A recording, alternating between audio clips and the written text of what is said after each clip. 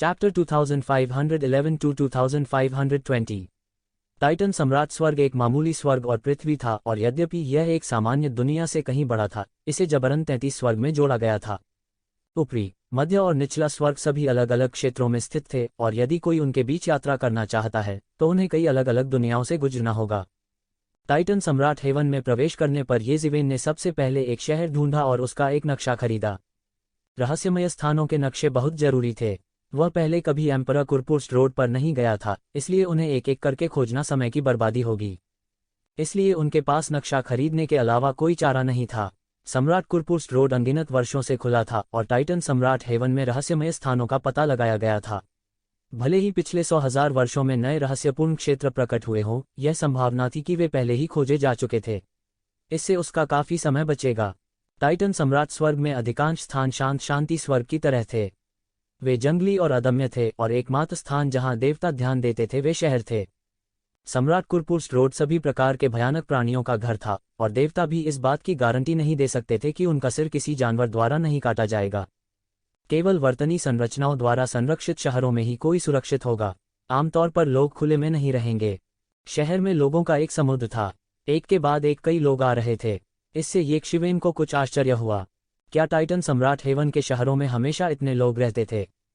रास्ते में उसने किसी से शहर में बाजार की स्थिति के बारे में पूछा। यह उन लोगों से अलग था जिनका उसने कैलम्पी स्काई में सामना किया था। यह स्थान कोई ऐसा स्थान नहीं था जहां यूं ही स्टॉल लगाए जा सकते थे। इसके विपरीत दुकानें थीं। दूसरे शब्दों में, इस बाजार पर लंबे समय तक लोगों का पहरा था। बेशक, सम्राट कुरपुर्स रोड हर लाख साल में केवल एक बार खुलता है। कौन यहाँ 1000 साल तक रहेगा? येज़िवेन की उलझन को देखकर राहगीरों को तुरंत पता चल गया कि वह एक बाहरी व्यक्ति है। वे समझाए बिना नहीं रह सके। आपको यहाँ नया होना चाहिए। इस शहर पर हम जैसे बाहरी लोगों का नहीं, बल्कि आइस स्पिरिट कबीले के लोगों का कब्जा है। वे कर्फस्टन रोड के मूल निवासी हैं और पूरे साल कर्फस्टन रोड में रहते हैं। हम सिर्फ बाहरी हैं। येज़िवेन ने अचानक महसूस किया कि यह स्थान सम्राट कुरपुर्स रोड की संवेदनशील जातियों द्वारा बनाया गया था। कोई आश्चर्य नहीं कि यह अन्य स्थानों की तुलना में इतना अधिक औपचारिक था। आखिरकार, अगर उन्होंने अच्छा काम नहीं किया तो उन्हें भुगतना पड़ेगा, बाहरी लोगों के विपरीत जो किसी भी क्षण छोड़ सकते हैं। जल्द ही येज़िवेन को आइस स्पिरिट कबीले की स्थिति के बारे में भी पता चला। ऐसा कहा जाता था कि इस कबीले का जन्म भी सुदूर उत्तर के अंतहीन आइस फील्ड में हुआ था, लेकिन बाद में किसी अज्ञात कारण से वे यहाँ आकर बस गए और इस आइस स्पिरिट सिटी का निर्माण किया। तब से सैकड़ों हजारों साल हो चुके थे। हालांकि आइस स्पिरिट कबीले का प्रजनन अपेक्षाकृत धीमा था, और वे इस खतरनाक कुरपुर्स रोड में किसी भी समय लड़ाई का सामना कर सकते थे, इसलिए उनकी आबादी नहीं बढ़ सकती थी, और वे केवल आइस स्पिरिट सिटी पर कब्जा कर सकते थे। यदि यह मनुष्य होते तो पूरे सम्राट कुरपुर्स रोड पर कब्जा करने के लिए सैकड़ों हजारों वर्ष पर्याप्त से अधिक होते। येज़िवेन एक किराने की दुकान में गई। यह पहली बार था जब उसने आइस स्पिरिट कबीले के लोगों को देखा था। उसे लगा जैसे वह किसी बर्फ की गुफा में गिर गया हो। आइस स्पिरिट कबीले के लोग बर्फ के टुकड़ों के संग्रह की तरह थे। पूरे स्टोर में ठंडक उनके शरीर से आई। ग्राहक, तुम क्या खरीदना चाहते हो? आइस स्पिरिट क्लान के व्यक्ति ने पूछा। उसकी आवाज गहरी थी, लेकिन यह थोड़ी यांत्रिक लग रही थी। मैं टाइटन सम्राट हेवन में रहस्यमय जेब आयाम का नक्शा खरीदना चाहता हूँ, येज़िवेन ने कहा। रहस्यमय पॉकेट आयाम का एक डिक्रिप्टेड नक्शा और भी बेहतर होगा। रहस्यमय जेब आयाम का एक डिक्रिप्टेड नक्शा उसे बहुत समय और प्रयास बचाएगा। आर्केन पॉकेट डायमेंशन का डिक्रिप्टेड मैप महंगा नहीं है, लेकिन आर्केन पॉकेट डायमेंशन के डिक्रिप्टेड मैप पर 1 लाख दिव्य स्रोत खर्च होंगे। अधिकांश डिक्रिप्टेड मैप्स में डिक्रिप्टेड मैप्स होते हैं। आइस सोल ट्राइब का मालिक बहुत दिखता था उत्तेजित। 1 लाख दिव्य स्रोत एक बड़ी बात थी। यह मत सोचो कि यह बहुत महंगा है। तुम्हें पता है, टाइटन सम्राट हेवन में रहस्यमय पॉकेट आयाम के सैकड़ों नक्शे हैं। हालांकि उन्हें पहले भी खोजा जा चुका है, लेकिन हमेशा नए रोमांच होते रहते हैं। 500,000 ईश्वर स्रोत। मुझे यह सब चाहिए, अन्यथा इसे भूल जाओ। येज़िवेन इतने ईमानदार नहीं थे। उसने सीधे भगवान के स्रोत का आधा हिस्सा काट दिया। 5 लाख दिव्य स्रोत बहुत कम है, मालिक ने कहा। इतने सारे डिक्रिप्ट किए गए नक्शे हैं, लेकिन मुझे नहीं लगता कि बहुत से लोग बचे हैं, येज़िवेन ने शांति से कहा। मैं बस बाहर जा सकता हूं और उन्हें खरीद सकता हूं। क्या आपको लगता है कि केवल आप ही के पास ये हैं? सड़कों पर इस तरह का नक्शा पहले से ही आम था, और कई लोगों के हाथों में इसकी एक प्रति थी। ठीक है, तुम जीत गए, आइस सोल जनजाति के सदस्य ने आह भरी। उसने सोचा था कि वह इस नवागंतुक को भगाने में सक्षम होगा, लेकिन यह स्पष्ट था कि इस मानव ने पहले ही कीमत पूछ ली थी। लेन देन पूरा होने के बाद येज़िवेन जाने वाली थी। हालांकि आइस स्पिरिट कबीले के इस कबीले ने उसे रोक दिया। सर, क्या आपके पास कुछ दिन और रहने का समय है? ये जिवेन को यह अजीब लगा कि आइस सोल जनजाति के सदस्य ने उसे कुछ और दिनों के लिए आइस सोल सिटी में रहने के लिए कहा। आइस सोल जनजाति के सदस्य ने ये जिवेन को समझाया कि इतने सारे विशेषज्ञ शहर में और बाहर क्यों आ रहे हैं। ऐसा इसलिए नहीं था क्योंकि यहाँ पहले से ही इतने सारे लोग थे, बल्कि इसलिए कि आइस सोल जनजाति ने उन्हें आमंत्रित किया था। वह विशेषज्ञों के बीच एक विशेषज्ञ था और इसका कारण आइस सोल कबीले के फ्रिगिड सोल आइस हॉट के लिए लड़ना था। यह आइस सोल कबीले का मूल था और हर 100 साल में केवल कुछ टुकड़े ही पैदा किए जा सकते थे। आइस सोल कबीले के प्रत्येक सदस्य को जन्म लेने के लिए फ्रिजिड सोल आइस हॉट के एक टुकड़े की आवश्यकता थी। यही कारण है कि आइस सोल जनजाति की आबादी हमेशा कम रही है और वे कभी भी एक नए स्तर तक सुधार नहीं कर पाए थे। फ्रिगिड सोल आइस हॉट भी काश्तकारों के लिए बहुत उपयोगी था। यह दसियों हजार वर्षों की खेती को जोड़ सकता है और ऋषि के दायरे से नीचे के काश्तकारों के लिए मौके पर सफलता हासिल करना बहुत संभव था। साधु क्षेत्र से ऊपर वालों के लिए भी यह बहुत लाभदायक था। हालांकि फ्रिगिड सोल आइस हॉट को प्राप्त करना इतना आसान नहीं था। आइस सोल सिटी के बाहर एक सक्रिय ज्वालामुखी था और कहा जाता था कि एक अग्नि देवता को वहां दफनाया गया था। लोगों को एक बार अंदर बैंगनी हरे कमल की लौ मिली थी, जो एक बहुत ही शक्तिशाली अजीब लौ थी। फ्रिगिड सोल आइस हॉट प्राप्त करने की कीमत यह थी कि जो कोई भी पर्पल ग्रीन लोड्स फ्लेम प्राप्त करेगा, वह इसे फ्रिगिड सोल आइस हॉट के लिए विनिमय कर सकेगा।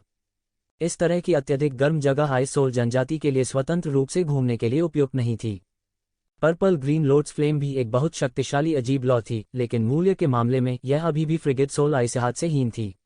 आखिरकार फ्रिगिड सोल आइस हॉट में जीवन का स्रोत था और यह आइस सोल जनजाति के पोषण की कुंजी थी। यदि कोई किसान इसे निगल जाता है तो उनकी खेती कम समय में सफलता हासिल करने में सक्षम होगी। यह सुनकर येक्षिवेन की दिलचस्पी बढ़ गई। वह छोड़ने की योजना बना रहा था, लेकिन अब उसने रहने का फैसला किया। वह एक अड़चन तक पहुंच गया था और उसे सामान्य रूप से सफलता प्राप्त करने में कुछ समय लगेगा। यदि वह फ्रिगिड सोल आइस हॉट का उपयोग सफलता हासिल करने के लिए कर सकता है, तो वह थोड़े समय में इम्पेरिशेबल दायरे के शिखर तक पहुंचने में सक्षम होगा। तब वह ऋषि के दायरे से बाहर निकलने के लिए तैयार होगा। इस मामले को लेकर पूरे आइस सोल सिटी में हंगामा मच गया। The frigid soul ice hot titan सम्राट हेवन में एक दुर्लभ खजाना था और हर कोई इसके द्वारा लुभाया गया था। कुछ लोगों ने कुछ करने की कोशिश की थी, लेकिन आइस सोल ट्राइब के प्रमुख की ताकत के कारण उन्होंने कुछ भी जल्दबाजी में नहीं किया। वास्तव में जिन्होंने कोशिश की थी वे पहले ही मर चुके थे। हालांकि आइस सोल जनजाति में बहुत अधिक लोग नहीं थे, लेकिन उनके पास बहुत से विशेषज्ञ थे। यह पहली बार था जब आइस सोल ट्राइब ने फ्रिगिड सोल आइस हॉट को जनता के लिए खोला था, इसलिए दूसरी दुनिया के कई लोगों ने इसके बारे में सुना और आए। न केवल विदेशी विशेषज्ञ थे, बल्कि कुरफुर्स्ट रोड के स्थानीय विशेषज्ञ भी थे। इन लोगों को कम नहीं आंका जाना चाहिए था। ये जिवेन को एक सराय मिली और वह बसने ही वाला था कि उसने एक तेज लाल आकृति को अपनी ओर आते देखा। यह झूयान एर के अलावा और कौन हो सकता है? दशकों हो गए थे जब उन्होंने आखिरी बार एक दूसरे को देखा था। वह हमेशा की तरह ऊर्जावान थी और दशकों पहले की तुलना में उसकी ताकत में सुधार हुआ लगता था।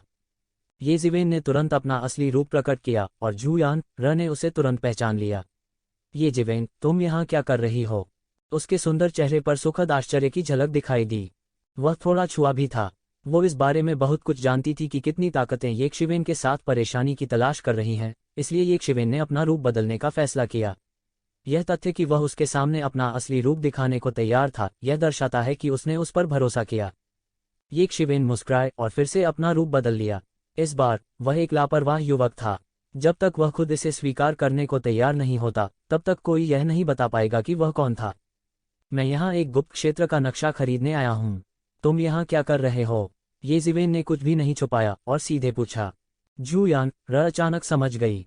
पिछले 100 वर्षों में ये जिवेन कई बार गुप्त स्थानों में पाया गया था और कई लोगों ने अनुमान लगाया कि वह प्रमुख गुप्त स्थानों में कुछ ढूंढ रहा था।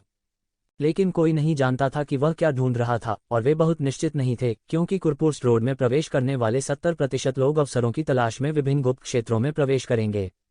यद्यपि निचले स्वर्ग में सम्राट बनने का कोई अवसर नहीं था, इसे कम करके नहीं आंका जाना चाहिए। उसे उम्मीद नहीं थी कि येक्षिवेन इतनी आसानी से इसे स्वीकार कर लेगी, जो बहुत आश्चर्यजनक था। बेशक मैं यहाँ पर्पल ग्रीन लोड्स फ्लेम के लिए हूँ, झूयान र ने कहा। मत भूलो कि मेरी जड़ें क्या हैं। इस तरह की एलियन फ्लेम हमारी खेती के लिए बहुत महत्वपूर्ण है। ये जिवेन को अचानक समझ में आया कि झूयान एर यहाँ फ्रिगिड सोल आइस हॉट के लिए नहीं, बल्कि पर्पल ग्रीन लोड्स फ्लेम के लिए आई थी। उसने चारों ओर देखा। ऐसे बहुत से लोग होंगे। महान, क्या आप हमारी टीम में शामिल होना चाहते हैं? जू यान र ने पूछा। आपकी टीम? ये जिवेन की भौहें तन गईं। चिंता मत करो, केवल मैं तुम्हारी पहचान जानता हूँ। तुम्हें इसे दूसरों के सामने प्रकट करने की आवश्यकता नहीं है, जू यानेर ने कहा। ये जिवेन ने सिर हिलाया। उन्होंने इस मामले की ज्यादा परवाह नहीं की। मुसीबत के डर से उसने अपनी पहचान बदल ली थी। उसने उन लोगों के अनुसरण की बहुत अधिक परवाह नहीं की। उनके पास बहुत सारे तुरुप के पत्ते थे। यहाँ तक अगर पुराने एंटीक ने उस पर हमला किया तब भी वह बच निकलने में सफल रहेगा। या आप चिंतित हैं कि हम प्रतिस्पर्धी बन जाएंगे? जू यानर ने तुरंत अनुमान लगाया कि येक्षिवेन क्या सोच रही थी। यदि केवल एक पर्पल लोड्स फ्लेम होता तो केवल एक ही अंतिम विजेता होता। दोनों पक्ष अनिवार्य रूप से प्रतिस्पर्धी बन जाएंगे। हालांकि जू यानर को कोल्ड सोल आइस हॉट की जरूरत नहीं थी, लेकिन इसके बदले उसे पर्पल लोड्स फ्लेम की भी जरूरत थी। जब दोनों पक्ष एक ही टीम में प्रवेश करते हैं तो बैंगनी लोड्स फ्लेम को कैसे विभाजित किया जाए, यह एक बड़ी समस्या बन जाएगी। येक्षिवेन ने इसे नहीं छुपाया और सिर हिलाया। जू यानेर थोड़ा मुस्कुराए और बोली, इस बारे में मेरे साथ आओ, मैं तुम्हें बताती हूँ। जू यानर ने मुड़कर सराय में प्रवेश करते हुए कहा। ये जिवेन उसके पीछे सराय के एक कमरे में गई। जैसे ही ये जिवेन ने कमरे में कदम रखा, उसने तुरंत महसूस किया कि कमरे में एक अवरोध है। वह नहीं जानता था कि यह वहां था या जू यानर ने इसे खुद बनाया था। मुझे पता है कि आप किस बारे में चिंतित हैं, लेकिन आप इसके बारे में निश्चिंत हो सकते हैं। जहां तक मुझे पता है, एक से अधिक बैंगनी लोड्स फ्लेम होने चाहिए। बिल्कुल चिंता मत करो, जू यानर ने निश्चितता के साथ कहा। क्या आप देखने के लिए नीचे गए हैं? येक्षिवेन ने उत्सुकता से पूछा। यह कैसे संभव है? वह सक्रिय ज्वालामुखी साल भर सक्रिय अवस्था में रहता है। सक्रिय होने पर आंतरिक तापमान लाखों डिग्री जितना अधिक होता है। यहाँ तक एक अत्याचारी भगवान को भी जिंदा जला दिया जाएगा। जू यानेर ने अपना सिर हिलाया। केवल कुछ दिनों बाद सुप्त अवधि होगी जो हर 1000 साल में एक बार होती है। उस समय आंतरिक तापमान बहुत गिर जाएगा और उसके बाद ही प्रवेश करना संभव होगा। ये जिवेन ने सिर हिलाया। अगर करोड़ों डिग्रियां होती तो शायद देवता भी इसका सामना नहीं कर पाते। सामान्य परिस्थितियों में इस तरह के तापमान के तहत सब कुछ वाष्पीकरण की स्थिति में होगा। ज्वालामुखी बनना असंभव था। पूरा ग्रह गैस के द्रव्यमान में वाष्पीकृत हो जाएगा। हालांकि यह कुरफुर्स्ट्रोड था। कुछ भी हो सकता है। यहाँ तक उनका सोने का पानी चढ़ा हुआ अत्याचारी रूप भी इस तरह के सक्रिय ज्वालामुखी का सामना नहीं कर पाएगा। कोई आश्चर्य नहीं कि आइस सोल रेस मदद मांगने के लिए फ्रिगिड सोल आइस हॉट का उपयोग करने को तैयार थी। यहाँ तक अगर ज्वालामुखी सक्रिय नहीं था तो शायद वे इसके करीब पहुंचकर जिंदा जल जाएंगे। उनकी जाति के लिए यह एक खतरनाक जगह थी और एक निराशाजनक स्थिति भी। बेशक इससे भी महत्वपूर्ण बात यह है कि अंदर कुछ असाधारण रह रहा है। मैंने प्राचीन पुस्तकों की जांच की है और यह कहा गया है कि ज्वालामुखी के गड्ढे में किसी राक्षस द्वारा किसी को निगल लिया गया था। यह एक अविनाशी क्षेत्र परमेश्वर था। उन्होंने पर्पल ग्रीन लोड्स फ्लेम के बारे में भी सुना और इसकी तलाश करना चाहते थे। अंत में प्रवेश करने से पहले ही उसे निगल लिया गया। जू यानर ने कहा, मुझे नहीं पता कि यह राक्षस अभी भी जीवित है या नहीं। आखिरकार यह सैकड़ों हजारों साल पहले दर्ज किया गया था। अगर यह अपने ताव को साबित नहीं करता है, चाहे वह कितना भी मजबूत क्यों न हो, उसका जीवनकाल अभी भी बहुत सीमित है। हालांकि तापमान थोड़ा परेशान करने वाला है। असली खतरा यह राक्षस है। उद्धरण चिन्ह। ये जिवेन की तुलना में जू यानर ने अपना होमवर्क किया था। उसने बहुत जांच पड़ताल की थी, भविष्यवाणी की थी और बहुत सी चीजों को समझा था। यह राक्षस जीवित है या नहीं, हमें पूरी तरह से तैयार रहना होगा। बेशक अन्य प्रतिस्पर्धियों से बचाव भी एक बड़ा कारण है। आखिरकार हालांकि एक से अधिक बैंगनी हरे लोड्स फ्लेम हैं, उनमें से बहुत सारे नहीं होंगे। हर किसी का हिस्सा होना असंभव है। समय आने पर हम पर दूसरों द्वारा हमला किया जा सकता है। अगर ऐसा है तो हमें एक साथ काम करने के लिए एक टीम की जरूरत है, जू यानेर ने कहा। मुझे आम लोगों पर भरोसा नहीं है। इस कुरफुर्स्ट्रोड में बहुत से लोग नहीं हैं जिन पर मैं वास्तव में भरोसा कर सकता हूँ। हालांकि ये जिवेन, तुम बिल्कुल अलग हो। मुझे तुम पर भरोसा है, जू यानेर ने मुस्कराते हुए कहा। वह इस बात से काफी प्रभावित हुई कि येक्षिवेन उसके सामने अपनी असली पहचान उजागर करने को तैयार थी। इस समय वह सिर्फ एहसान वापस कर रही थी। ये जिवेन ने एक पल के लिए सोचा। यह समस्या वास्तव में उनके मूल विचार से कहीं अधिक जटिल थी। बेशक यह इसलिए भी था क्योंकि उन्हें अभी अभी खबर मिली थी और उनके पास जांच पड़ताल करने का समय नहीं था। लेकिन आपकी टीम में क्या दूसरे धीमे नहीं है, इससे कोई फर्क नहीं पड़ता कि बैंगनी हरे कमल की कितनी लपटें हैं, हमारी टीम को उनकी सीमित संख्या ही मिल सकती है, ये जिवेन ने कहा। आपको इसके बारे में चिंता करने की जरूरत नहीं है। एक व्यक्ति को छोड़कर जो मदद के लिए आया था, बाकी सभी को मेरे द्वारा काम पर रखा गया है। वे पहले से ही अन्य लाभ ले चुके हैं। इस समय उनके लिए पर्पल ग्रीन लोड्स फ्लेम को साझा करना स्वाभाविक रूप से असंभव है। झू यानेर ने कहा जा सकता है कि सब कुछ त्रुटिपूर्ण तरीके से व्यवस्थित किया गया है, कोई कमी नहीं छोड़ी गई है। इस मामले में क्या यह मेरे लिए एक बड़ा सौदा नहीं है? ये जिवेन ने मुस्कुराहट के साथ कहा। जाहिर है, लोगों को काम पर रखने की कीमत झू यानर ने चुकाई थी, इसलिए कमोबेश उसे एक बड़ा सौदा मिला था। झू यानर ने अपना सिर हिलाया और कहा, मुझे ऐसा नहीं लगता। दूसरे लोग आपकी ताकत को नहीं जानते होंगे, लेकिन क्या आपको लगता है कि मुझे नहीं पता? आपके शामिल होने से हमारी टीम की ताकत भी बढ़ेगी, यह सौदा नहीं है। उस मामले में मना करना मेरे लिए अभद्रता होगी। ये जिवेन ने सिर हिलाया। मैं केवल पर्पल ग्रीन लोड्स फ्लेम चाहता हूँ। हालांकि कोल्ड सोल आइस हॉट खराब नहीं है, पर्पल ग्रीन लोड्स फ्लेम मेरे लिए अधिक महत्वपूर्ण है। आपको कोल्ड सोल आइस हॉट चाहिए। आखिरकार इसमें जीवन सार है जो सीधे आपकी ताकत में सुधार कर सकता है। उस समय आपकी ताकत को छलांग और सीमा से सुधारना चाहिए। झू यानेर ने अपने हाथों से ताली बजाई और कुछ उम्मीद के साथ कहा, मैं वास्तव में देखना चाहती हूं कि जब आप ऋषि के दायरे में कदम रखेंगी तो आपके पास किस तरह की ताकत होगी। आपके पास किस तरह की ताकत होगी। लेकिन क्या आप जानते हैं कि आइस स्पिरिट कबीला पर्पल ग्रीन लोड्स फ्लेम क्यों इकट्ठा कर रहा है? वे केवल एक ही मार्ग का अभ्यास करते हैं। इस तरह की बैंगनी हरी कमल की लौ उनके लिए हानिकारक होनी चाहिए। ये जिवेन ने अपने दिल में संदेह से पूछा।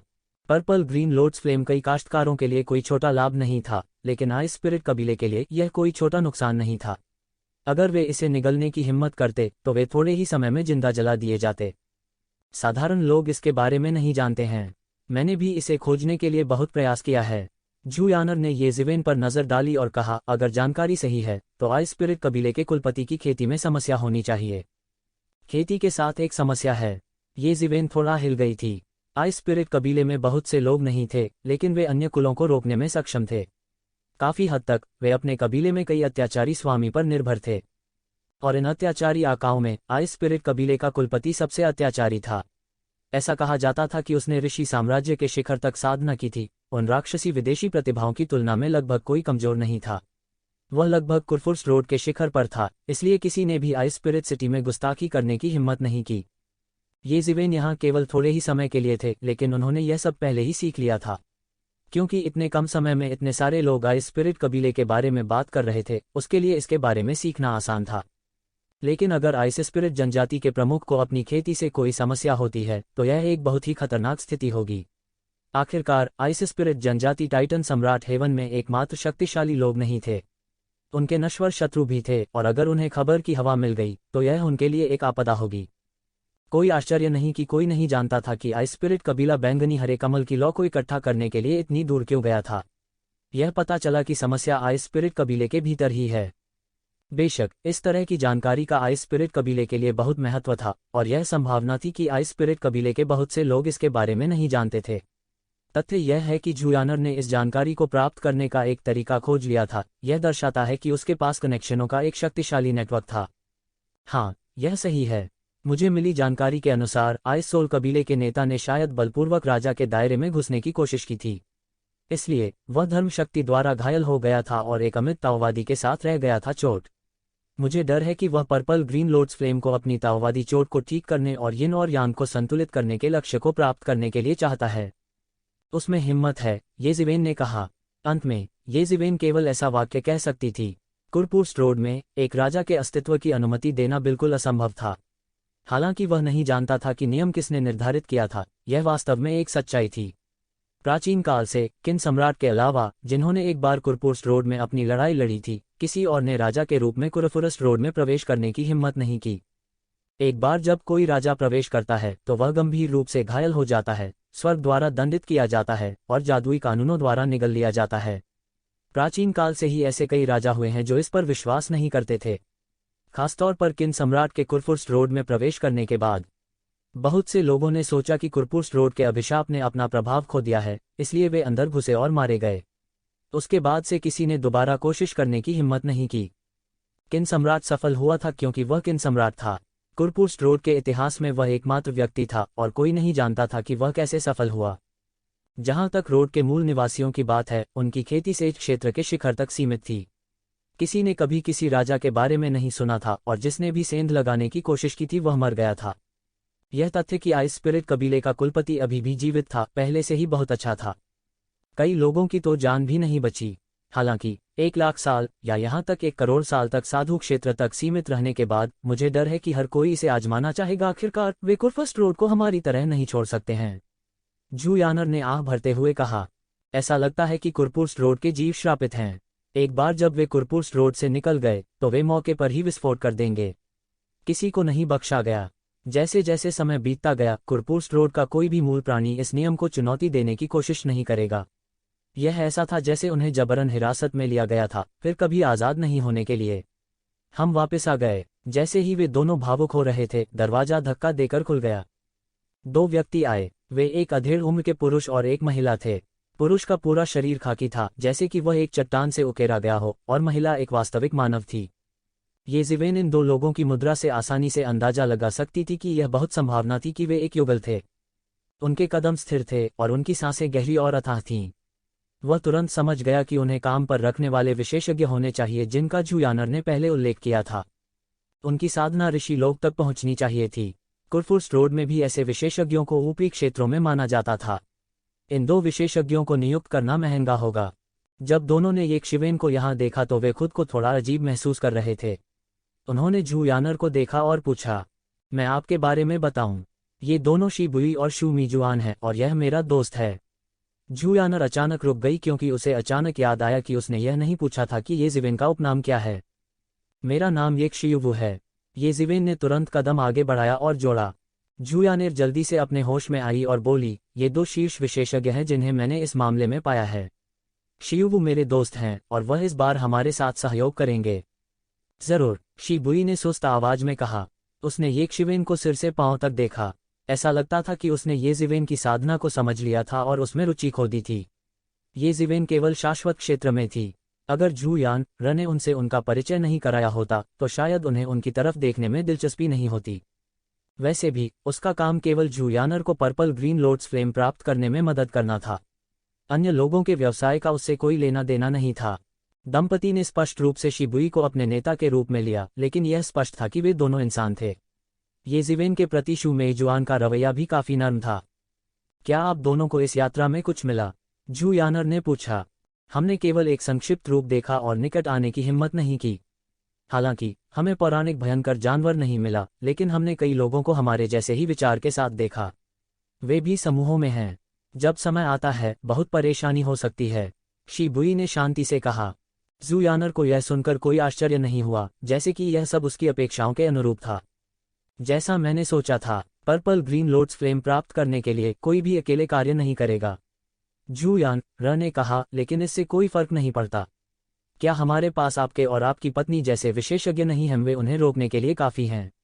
इस बार मुझे बैंगनी नीला लोड्स फ्लेम प्राप्त करना है। जो भी मेरा रास्ता रोकेगा मैं उसे मार डालूंगा। जू यानर की आवाज़ सुरीली और दृढ़ थी। वे दोनों उदासीन थे और कुछ नहीं बोले। मैं वापस आ गया हूँ। अचानक कदमों की एक और धमाका हुआ और एक लंबी आकृति ने दरवाजा खोल दिया। यह एक लंबा और पतला युवक था जिसके चेहरे पर कुछ अहंकार था। उसके सुनहरे बाल आसमान की ओर उठे हुए थे और उसने अपने कानों में 2 बड़े झुमके पहने थे जो चलते समय लगातार हिलते रहते थे। उसकी आंखें ये ज़िवेन के शरीर पर छानबीन के इरादे से घूम रही थीं क्योंकि वह इन लोगों के बीच इस व्यक्ति को नहीं पहचानता था। उसकी आंखें कुछ धुंधली थीं और उसने इसे बिल्कुल नहीं छिपाया। ये ज़िवेन ने तुरंत अपनी आंखों में शत्रुता महसूस की। यह व्यक्ति कौन है? जू यानर की ओर देखने के लिए उसकी आवाज में उत्तेजना का संकेत था। यह मेरा एक दोस्त है, येक शियुवु, जू यानर ने उदासीनता से कहा। वह आगे की व्याख्या करने का मतलब नहीं था। वहाँ एक और क्यों है? युवक ने कुछ नाराजगी के साथ कहा। क्या मुझे अपना निर्णय आपको समझाना होगा? वह मेरा दोस्त है। क्या उसे हमारे साथ जुड़ने में कोई समस्या है? जू यानर ने अपनी बाहें तनी और ठंडे स्वर में कहा। उसके चेहरे पर झुंझलाहट का भाव था। इस बार आपके पास बैंगनी हरे कमल की लौ प्राप्त करने में आपकी सहायता करने के लिए मैं हूँ। किसी को कोई समस्या नहीं होगी। आपको किसी और को खोजने की आवश्यकता क्यों है? युवक असंतोष के साथ चिल्लाया। शी बुई और उनकी पत्नी थोड़े नाखुश दिखे। इस युवक के शब्दों ने उन्हें ऐसा लग रहा था जैसे वे कुछ भी नहीं थे। क्या वे सिर्फ एक बोझ थे? जू यानर ने अपनी शेखी बघारने की परवाह नहीं की और कहा, तुम्हारा भाई कहाँ है? मेरा भाई बंद दरवाजे की साधना में है और वह एक महत्वपूर्ण मोड़ पर है। मुझे नहीं लगता कि वह बैंगनी हरे लोड्स फ्लेम को प्राप्त करने के लिए समय पर पहुंच पाएगा। युवक ने जोर से कहा, लेकिन इससे कोई फर्क नहीं पड़ता। मैं यहाँ हूँ। इससे कोई फर्क नहीं पड़ता कि मेरा भाई यहाँ है या नहीं। उसने जू यानर पर नजर डाली और उसकी आंखों में लालच का एक संकेत चमक उठा। ऐसा लग रहा था जैसे वह किसी वर्जित चीज को देख रहा हो। हालांकि यह दृश्य ये शिवेन की आंखों में गिर गया। कोई आश्चर्य नहीं कि अभी उसकी आंखें इतनी अमित्र थीं। ये जिवेन, मुझे माफ कर दो। तुम्हें इस आदमी के रवैये के बारे में चिंता करने की जरूरत नहीं है। इस समय जू यानर ने उन्हें एक आवाज प्रसारण भेजा। इन दोनों भाइयों के पिता हमारे कबीले के बुजुर्गों के दोस्त हैं, इसलिए हम उनसे छुटकारा नहीं पा सकते। इस बार वे काम आएंगे, बस इसे सहन करो। ये जिवेन को अचानक एहसास हुआ कि जू यानर के स्वभाव के साथ वह इसे सहन कर सकती है। यह पता चला कि ऐसा कारण था। उसका नाम गु गुआंगमिंग है। उसका एक भाई भी है, गु गुआंग्यो। वे जुड़वा बच्चों की जोड़ी हैं। हालांकि उनका चरित्र साधारण है, वे बहुत मजबूत हैं। अन्यथा मैं उसे इस बार अपनी टीम में शामिल नहीं होने देता। जू यानर ने कहा। इसे येकशिवेन का स्पष्टीकरण माना जा सकता है। मेरे बारे में चिंता मत करो, मैं उससे बहस करने के लिए ऊब नहीं हूं। येकशिवेन ने कहा कि वह ठीक है। यानर, हालांकि वह तुम्हारा दोस्त है, इस बार पर्पल ग्रीन लॉर्ड्स फ्लेम को छीनना बहुत खतरनाक है। वह साधु भी नहीं है और उसके पास पवित्र राज्य भी नहीं है। वह अति उच्च का विरोध कैसे कर सकता है? तापमान, समय आने पर हमें नीचे मत खींचो। गु गुआंगमिंग ने ये जिवेन की तरफ देखा और एक अमित्र भाव के साथ कहा, चिंता मत करो, मेरे पास साधन हैं, मैं तुम्हें नीचे नहीं खींचूंगा। ये जिवेन ने हल्के से कहा, मुझे अपनी चिंता करने की जरूरत नहीं है, लेकिन तुम रो मत और हमें बचाने के लिए भीख मत मांगो। ये जिवेन की भौहें तनी थीं। वह थोड़ा नाखुश था। यह गु गुआंगमिंग लगातार आक्रामक था और यहाँ तक उसके साथ परेशानी भी ढूंढना चाहता था। वह निपटने के लिए एक अच्छा व्यक्ति नहीं था। क्या कहा आपने? गु गुआंगमिंग ने ठंडेपन से कहा। उसने येकशिवेन को घृणा से भरी आंखों से देखा। उसकी आंखों में हत्या के इरादे का इशारा भी था।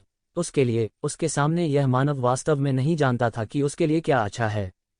मैंने कहा, आप हमें नीचे नहीं खींचेंगे, ये जिवेन ने हल्के से कहा। ठीक है, ठीक है, ठीक है, मैं देखना चाहता हूं कि आपके पास इतने बड़े शब्द कहने की क्षमता क्या है। गु गुआंगमिंग गुस्से में थे। उनकी राय में दूसरों का उपहास करना उनके लिए उचित था। अगर दूसरों ने पलटकर बात करने की हिम्मत की तो वे मौत को दावत दे रहे होंगे। उसके बगल में शून्य में उतार चढ़ाव हो रहा था और एक तलवार बाहर निकली हुई थी। गु गुआंगमिंग ने स्थिति का फायदा उठाया और उसे हड़प लिया। उसका पूरा शरीर प्रकाश की एक गेंद में बदल गया और दौड़ पड़ा। यह ऐसा था जैसे कोई खूंखार जानवर अचानक जाग गया हो और सीधे उसके भौतिक शरीर पर झपट पड़ा हो। ठूश! तलवार की रोशनी पूरे आसमान में फैल गई। उनकी तलवार की नोक पर कोई जादू नहीं था, यह केवल उसके भौतिक शरीर की ताकत थी जिसने अंतरिक्ष को अलग कर दिया। यह बेहद भयानक था। इस शहर में वह कोई बड़ा बवाल नहीं खड़ा करना चाहता था। हालांकि उनकी राय में इस आदमी को मारने के लिए यह पर्याप्त से अधिक था। बजना! एक कर्कश आवाज निकली। तलवार से ये जिवेन का सिर नहीं छिदा था, बल्कि उसकी तलवार को ये जिवेन की 2 उंगलियों ने जकड़ा हुआ था। टकराना! तेज आवाज के साथ इस दिव्य स्तर की तलवार को ये जिवेन की 2 अंगुलियों ने जगह पर दबा दिया। यह ऐसा था जैसे वह किसी लकड़ी के टुकड़े को चिकोटी काट रहा हो। बस इतना ही, आप अभी भी यह कहने की हिम्मत करते हैं कि आप मुझे वापस नहीं पकड़ेंगे? ये जिवेन ने मुस्कराते हुए कहा। हालांकि उसके बगल में जू यानर उसकी आंखों में हत्या के इरादे को स्पष्ट रूप से देख सकता था। वह ऐसा किरदार नहीं था जिसे धमकाया जा सके। मुझे लगता है कि तुम मौत को दावत दे रहे हो। गु गुआंगमिंग ने उसकी ओर नहीं देखा। एक बार फिर उसने शून्य से एक तलवार निकाली और सीधे येकशिवेन की ओर दौड़ा। ठूश! तलवार ये जिवेन की खोपड़ी में घुस गई। हालांकि उन्होंने पाया कि यह सिर्फ प्रकाश का एक गोला था। गु गुआंगमिंग को तुरंत अपने पेट के निचले हिस्से में तेज दर्द महसूस हुआ। उसे वास्तव में एक पल में उड़ते हुए भेजा गया था। बूम! उसका शरीर सीधे कमरे की मुग्धता पर पड़ा। विशाल शक्ति ने वास्तव में जादू को तोड़ दिया और इसे तोड़ दिया। गर्जन! गु गुआंगमिंग विस्फोट करने ही वाले थे कि उन्होंने जू यानर की तेज आवाज सुनी। बस, क्या तुम हमारे शुरू होने से पहले आपस में लड़ने की योजना बना रहे हो? जू यानर के शब्दों ने तुरंत उसे शांत कर दिया। उसने येकशिवेन की आंखों में नफरत भरी निगाहों से देखा। ऐसा लग रहा था कि वह किसी तरह की साजिश रच रहा है, लेकिन उसने दोबारा हमला नहीं किया। यह सब येकशिवेन की आंखों में गिर गया। उसकी आंखों में हत्या का इरादा कम नहीं हुआ। यह गु गुआंगमिंग अभी भी उसके खिलाफ साजिश रचने की कोशिश कर रहा था। वह बिल्कुल उसे जीने नहीं दे सकता था, नहीं तो वह एक छिपा हुआ खतरा बन जाएगा। हालांकि वह गु गुआंगमिंग के इरादों को एक नज़र में देख सकता था। उसने अनुमान लगाया कि गु गुआंगमिंग कहीं उसका इंतजार कर रहे थे। वह देखना चाहता था कि गु गुआंगमिंग के पास क्या तरीके हैं।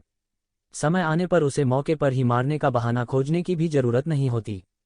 जू यानर को भी कुछ सिर दर्द था। ये दोनों लोग अहंकारी और अनियंत्रित थे, लेकिन ये दोनों ही अत्याचारी थे। उनसे निपटना आसान नहीं था, खासकर गुगुआंगमिंग से जिन्होंने परेशानी खड़ी कर दी।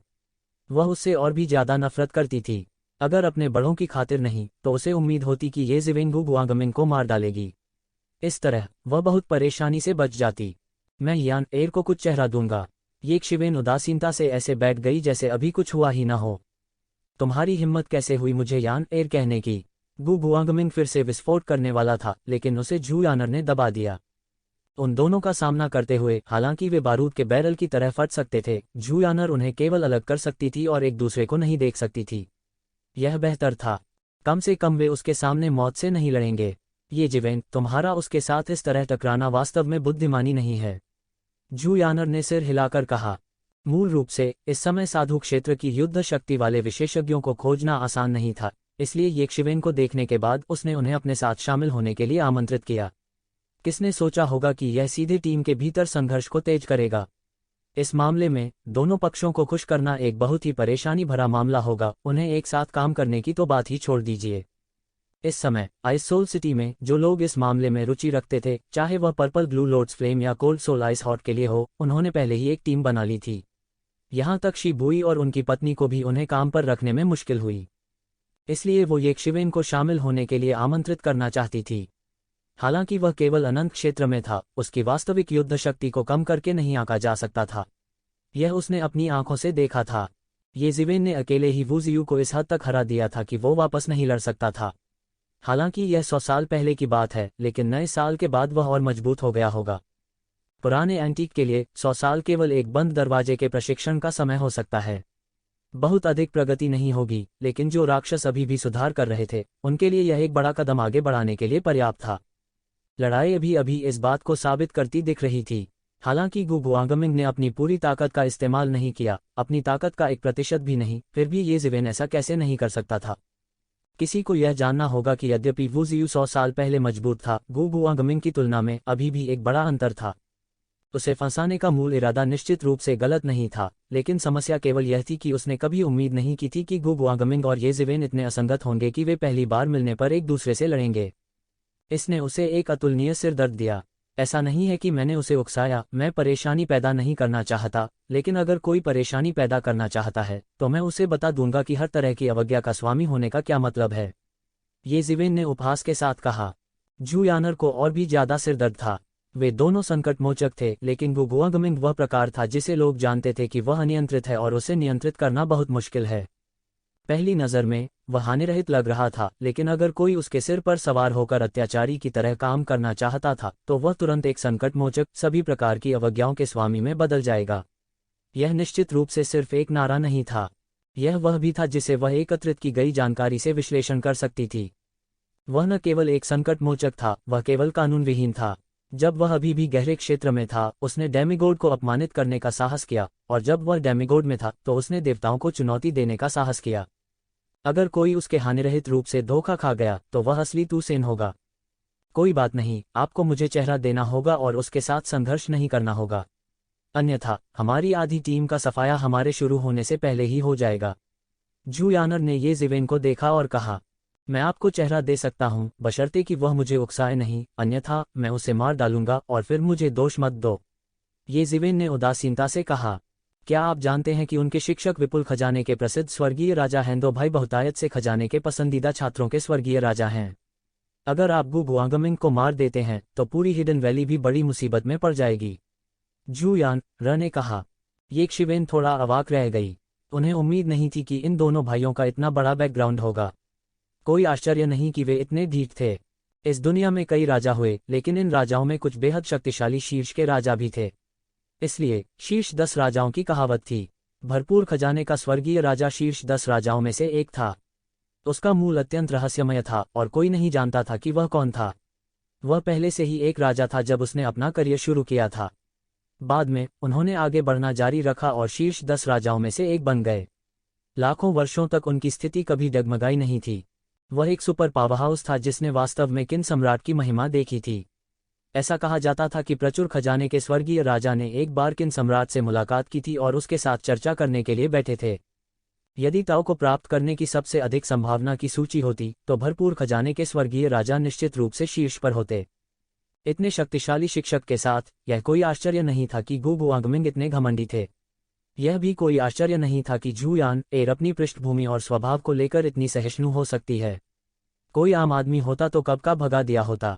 ऐसे अद्भुत शिक्षक का होना वास्तव में एक सौभाग्य की बात है। हालांकि शिक्षक मार्ग का नेतृत्व कर सकता है, लेकिन साधना व्यक्ति पर निर्भर करती है। उसकी साधना पूर्ण से बहुत दूर है। भले ही वह बहुतायत के खजानों का स्वर्गीय राजा हो, अगर वह मेरे लिए परेशानी पैदा करना जारी रखता है तो मैं उसे बता दूंगा कि मैं कितना शक्तिशाली हूँ। ठीक है, मैं उसे समझाऊंगा। यदि वह तुम्हारे लिए समस्या उत्पन्न करना जारी रखता है तो तुम्हें मुझे कोई चेहरा देने की आवश्यकता नहीं है। विनम्र मत बनो, बेरहमी से उसकी पिटाई करो। मैं भी उनसे लंबे समय से नाराज हूँ। यह कहने के बाद झू यान हंस पड़ी। वह पहले ही इलाज छोड़ चुकी थी। वह उनमें से किसी के बारे में कम परवाह नहीं कर सकती थी।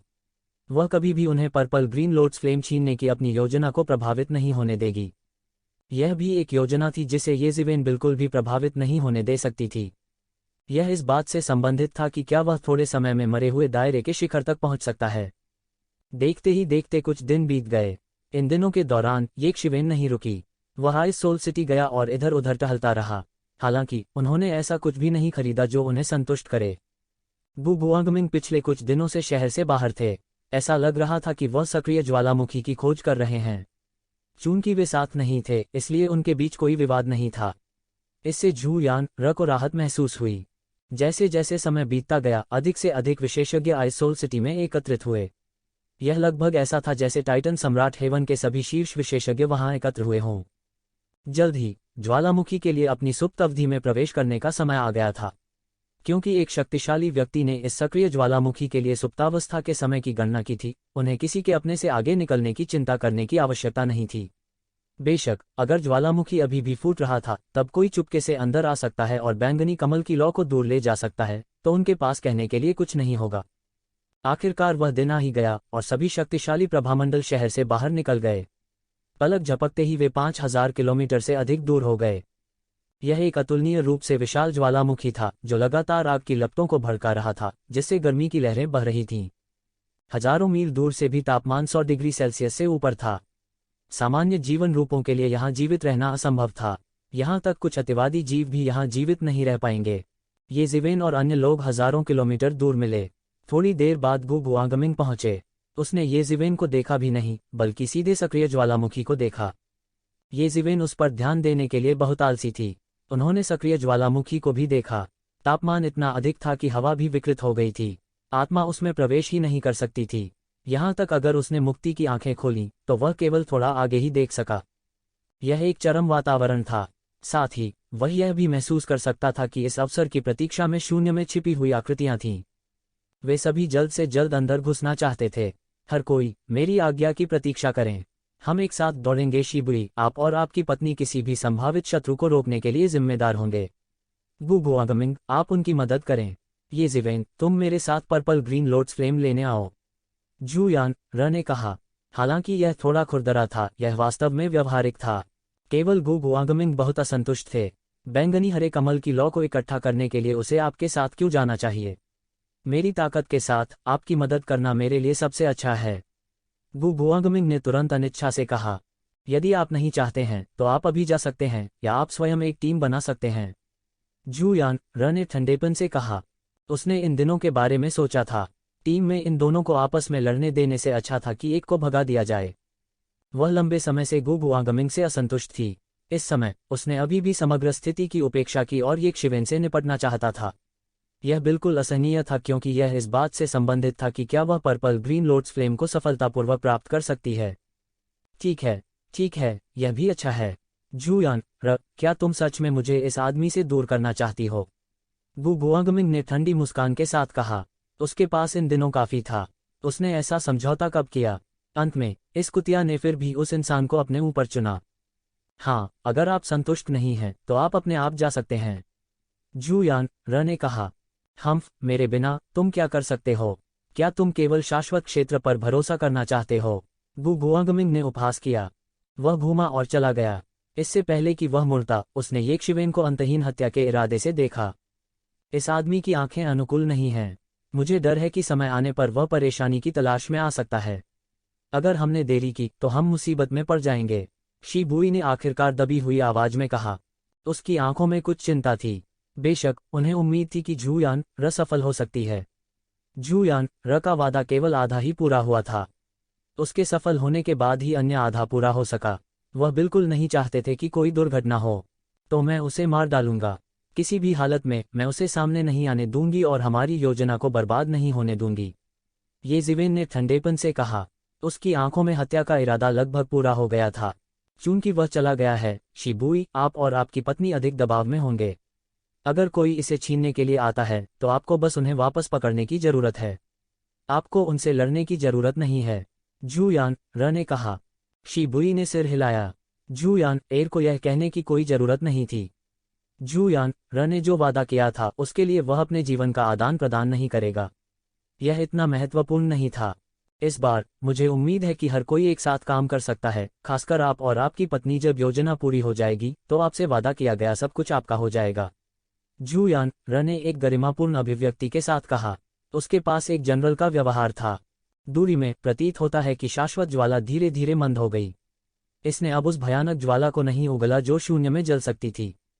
सबके हौसले पस्त हो गए। वे अच्छी तरह जानते थे कि ज्वालामुखी अंततः सुप्त अवस्था में प्रवेश कर गया था और अब भयानक ज्वाला नहीं उगल रहा था। चल दर, ये जिवेन चिल्लाया। उसका पूरा शरीर बिजली के एक गोले में बदल गया और बाहर निकल आया।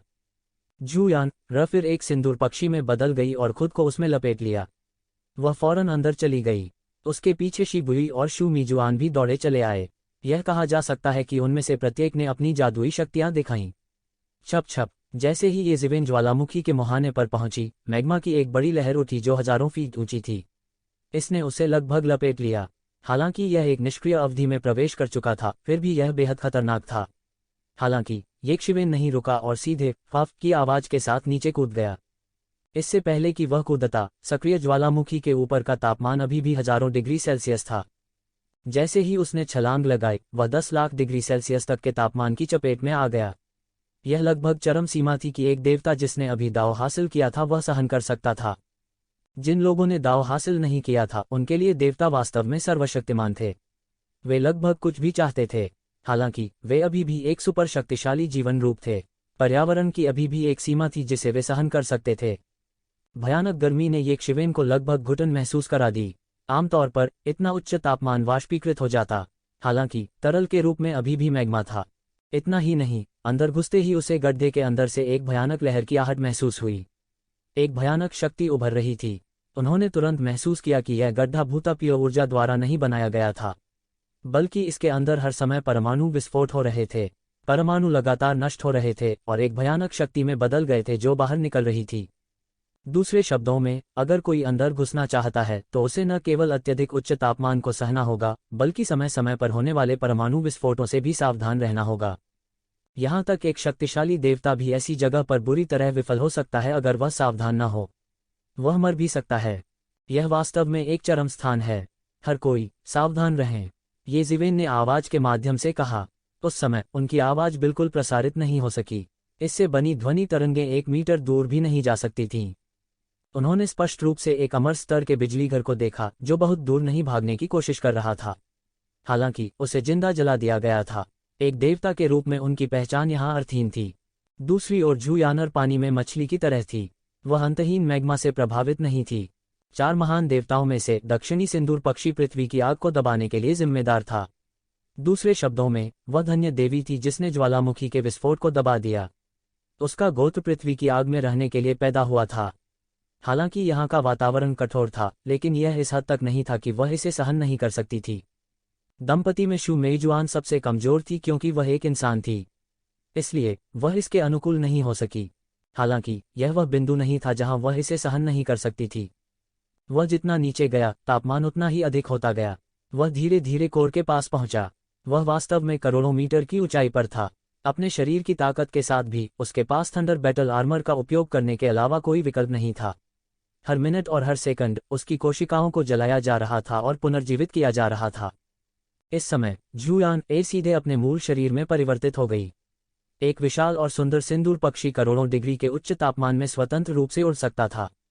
शिबुई और उनकी पत्नी ने उच्च तापमान का सामना करने के लिए पहले से ही अपने ईश्वरीय राष्ट्रों को खोल दिया था, नहीं तो जिंदा जला देंगे। हुश, ऊर्जा का एक प्रवाह तुरंत मैग्मा के माध्यम से फट गया और बमबारी कर दिया। वे चारों तुरंत सतर्क हो गए। कोई पास था। शिबुई, तुम और तुम्हारी पत्नी रुको और उन्हें रोको, जूयान र ने निर्णायक रूप से कहा। समझा। शिबुई ने तुरंत मैग्मा को अलग कर दिया और दूरी में उड़ गए। शू मेजुआन ने भी पीछे से पीछा किया, सीधे उस जगह की ओर बढ़ रहा था जहां हमला शुरू किया गया था। ये जिवेन और जूयानर नीचे उतरते रहे और थोड़ी देर बाद हुश हुश हुश, अनजाने में कुछ आंकड़े पहले से ही पास में छिपे हुए थे। तुम पहले जाओ, यह जगह मेरे लिए छोड़ दो, ये जिवेन ने कहा। हम ऐसा कैसे कर सकते हैं? यहाँ बहुत सारे लोग हैं। जूयान र ने तुरंत आपत्ति जताई। यदि आप भी रुकते हैं तो बहुत देर हो जाएगी। ये लोग निश्चित रूप से हमारी गति में देरी करने के लिए यहाँ हैं, और यदि आप बहुत धीमे हैं तो पर्पल ब्लू लोड्स फ्लेम को दूसरे ले जाएंगे और फिर हम वास्तव में अंदर होंगे व्यर्थ इस बार, ये जिवेन ने जल्दी से कहा।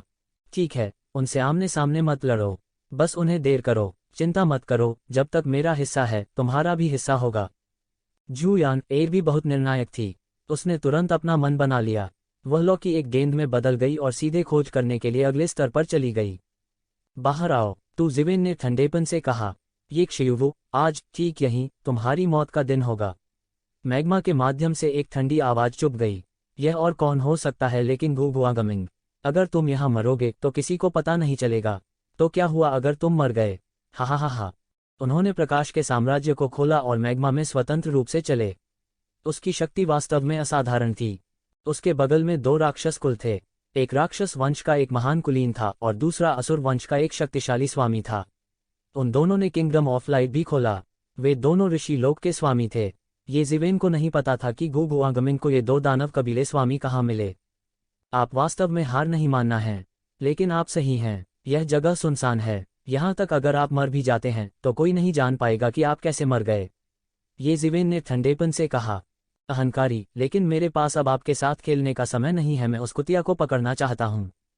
मैंने उसके साथ बहुत अच्छा व्यवहार किया है, लेकिन उसने वास्तव में तुम्हारे जैसे सुंदर लड़के के लिए मेरा पीछा किया। मैं उसे बताना चाहता हूँ कि वो कितनी गलत है। गुगुआगमिंग ने येजिवेन की ओर रुखाई से देखा। हालांकि वह येजिवेन को व्यक्तिगत रूप से मारना चाहता था, फिर भी उसे लगा कि जूयान एर अधिक महत्वपूर्ण है। वह चाहती है कि पर्पल ग्रीन लोड्स फ्लेम टूट जाए। मैं चाहता हूं कि वह मेरे सामने घुटने टेके और मुझसे भीख मांगे। हा हा हा। ऐसा करो, उसे मार डालो। मैं नहीं चाहता कि वह फिर से मेरे सामने आए। गुगुआगमिंग के बोलने के बाद उनके शरीर से खजाने की रोशनी निकली। एक खजाने की नाव वास्तव में प्रकट हुई और उसके चारों ओर लिपटी हुई थी। यह एक प्रकार का जादुई उपकरण था जिसका उपयोग विशेष रूप से ध्रुवीय क्षेत्र में चलने के लिए किया जाता था। बहुतायत के खजाने के स्वर्गीय राजा के तहत पैदा होने के कारण उसके पास स्वाभाविक रूप से बहुत सारे जादू के उपकरण थे। हुश, कुछ ही सांसों में गुगुआगमिंग की खजाने की नाव चेहरे से गायब हो गई थी। हा हा हा, मैं लंबे समय से किसी इंसान से नहीं मिला हूँ। मुझे इंसान का मांस खाना बहुत पसंद है। बड़ा दानव अजीब तरह से हंसा। उसके साथ बकवास मत करो। जितनी जल्दी हो सके उसे मार डालो। हम चीजें लेने के बाद छोड़ सकते हैं। असुर कबीले के दूसरे राक्षस कबीले के मालिक ने ठंडेपन से कहा। वह परेशानी नहीं पैदा करना चाहता था। बस इसे मुझ पर छोड़ दो। मैं केवल शाश्वत क्षेत्र को नहीं समझता। वह क्या चाहता है? वह वास्तव में चाहता है कि हम एक साथ चलें। उसे हमारी बिल्कुल भी जरूरत नहीं है। मैं इसे अकेले कर सकता हूँ। महान दानव कबीले के मालिक ने उपहास किया। प्रकाश का पूरा साम्राज्य तुरंत सैकड़ों मील तक फैल गया। यह अचानक येजिवेन सहित दुनिया को कवर करने लगा। हर जगह अत्यंत अंधेरा था, जैसे दानव लोक का वातावरण। सभी नियम नियंत्रण में थे और एक अत्यंत भयानक शक्ति ने येशिवेन को कुचल दिया। ऋषि क्षेत्र का साम्राज्य उन देवताओं के लिए एक प्राकृतिक दमन था जो ऋषि क्षेत्र में नहीं पहुंचे थे। हे, आकाश अंतहीन अजीब हंसी से भर गया था। महान राक्षसों के अनगिनत धुंधले आंकड़े सभी दिशाओं से आए।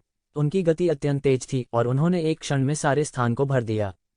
मानव, आज्ञाकारी रूप से खड़े रहो और मुझे तुम्हें निगलने दो। महान दानव की आवाज महान दानव की धुंधली आकृति से आई थी। यह एक सपने जैसा था और यह कहना मुश्किल था कि यह सच था या नहीं। ऐसा लग रहा था कि सब कुछ नकली है, लेकिन यह भी लग रहा था कि सभी आंकड़े असली थे, जिससे यह बताना मुश्किल हो गया कि कौन असली है और कौन नकली। यह भी महान दानव कबीले के बीच एक बहुत ही प्रसिद्ध आंदोलन तकनीक थी। यह कहना असंभव था कि यह वास्तविक था या नहीं।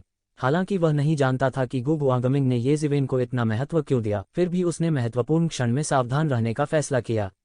सावधान रहना ही दीर्घ जीवन जीने का उपाय था। टकराना। येज़िवेन ने एक मुक्का मारा, उसके सामने बड़े दानव की छाया चकनाचूर हो गई। ये नकली है। टकराना। एक और महान दानव को उसकी मुट्ठी से टुकड़े टुकड़े कर दिया गया, लेकिन यह भी नकली था। यह बेकार है। मेरे पास अनगिनत क्लोन हैं, आपके लिए यह बताना असंभव है कि कौन सा असली है और कौन सा नकली। अंत में तुम केवल मेरे द्वारा मारे जा सकते हो। महान दानव बेतहाशा हंसा। मुझे परवाह नहीं है कि तुम असली हो या नकली, मेरे लिए उन सभी को तोड़ दो। येज़िवेन ने जोर से दहाड़ लगाए। उसके शरीर के रोम रोम से गड़गड़ाहट और बिजली चमक उठी। ये गड़गड़ाहट और बिजली आकाश में अनगिनत गड़गड़ाहट वाले ड्रैगन में बदल गई और सभी दिशाओं में बमबारी की। इससे कोई फर्क नहीं पड़ता था कि ये क्लोन असली थे या नकली, लेकिन वे सभी टुकड़ों में बंट गए थे।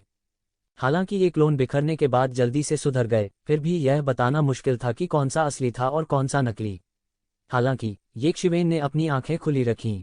छुटकारे की आंख लगातार गणना कर रही थी। तलवार। उसने अपने हाथ से शून्य की ओर खींचा, एक लंबी तलवार पकड़ी और उसे शून्य में मार दिया। पुची। एक तलवार की रोशनी एक आकृति के माध्यम से चुभ गई और रक्त शून्य से बह निकला। आकाश को भरने वाले क्लोन तुरंत गायब हो गए और एक आकृति शून्य से बाहर निकली। यह महान शैतान था। येज़िवेन की तलवार अंतरिक्ष में उसके शरीर में छेद कर गई थी। उसकी आंखें अभी भी अविश्वास से भरी थीं। उसे विश्वास नहीं हो रहा था कि येज़िवेन उसके शरीर के आर पार देख सकती है। तार्किक रूप से कहें तो उसे अपने आर पार देखने में सक्षम नहीं होना चाहिए। असंभव। आप मेरी आंदोलन तकनीक के माध्यम से कैसे देख सकते हैं? अविश्वास में महान दानव ने कहा। यह असंभव क्यों है? तुम बहुत मूर्ख हो, येज़िवेन ने ठंडेपन से कहा।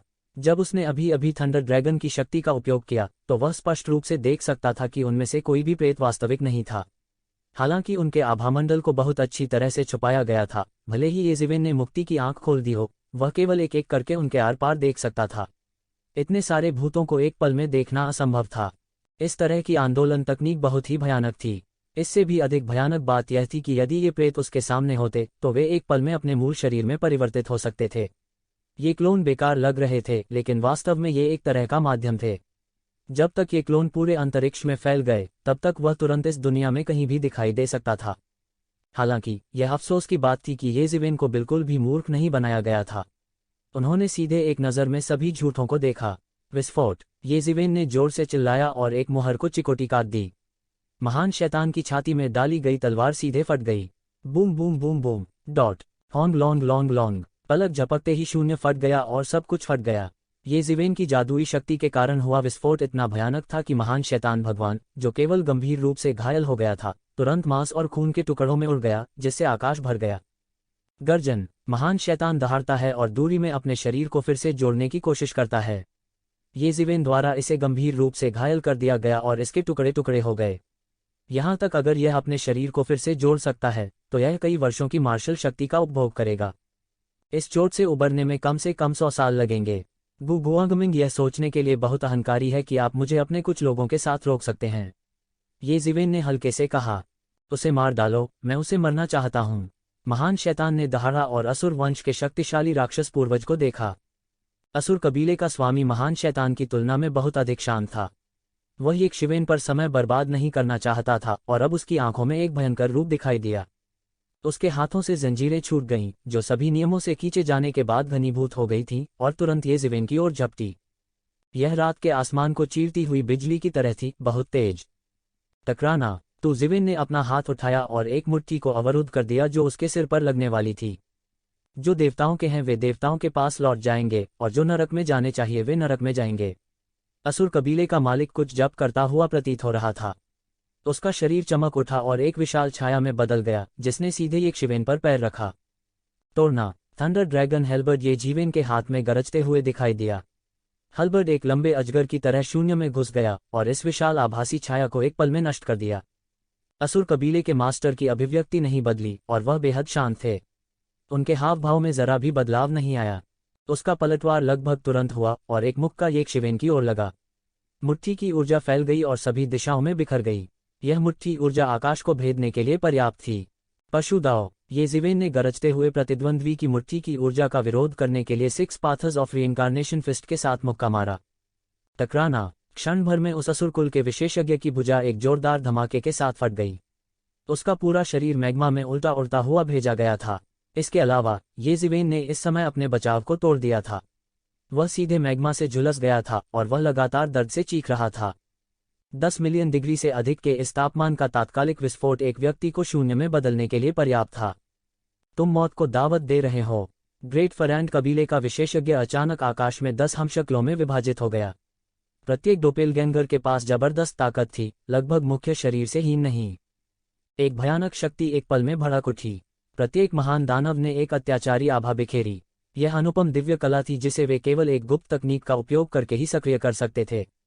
अचानक 10 शक्तिशाली आकृतियां प्रकट हुईं। उनमें से प्रत्येक बहुत मजबूत था, लेकिन जब उनमें से 10 सेना में शामिल हो गए तो वे और भी अजेय थे। दूर युद्ध की जासूसी कर रहे बहुत से लोग यह दृश्य देखकर दंग रह गए। युद्ध की तीव्रता उनकी कल्पना से कहीं अधिक थी। यहां तक सेज प्लेन काश्तकार भी लापरवाही से शामिल होने की हिम्मत नहीं करेंगे। वे एक के बाद एक तितर बितर हो गए। यहां लड़ाई बहुत तीव्र थी और वे यूं ही इसमें शामिल नहीं हो सकते थे। आशुरा कबीले के विशेषज्ञ की अभिव्यक्ति भी थोड़ी बदल गई, क्योंकि उसने कभी इस महान दानव के पास ऐसा तुरुप का इक्का नहीं देखा था। उसने पहले कभी नहीं दिखाया था। गर्जन, मारना, मैं तुम्हें टुकड़ों में फाड़ने जा रहा हूं।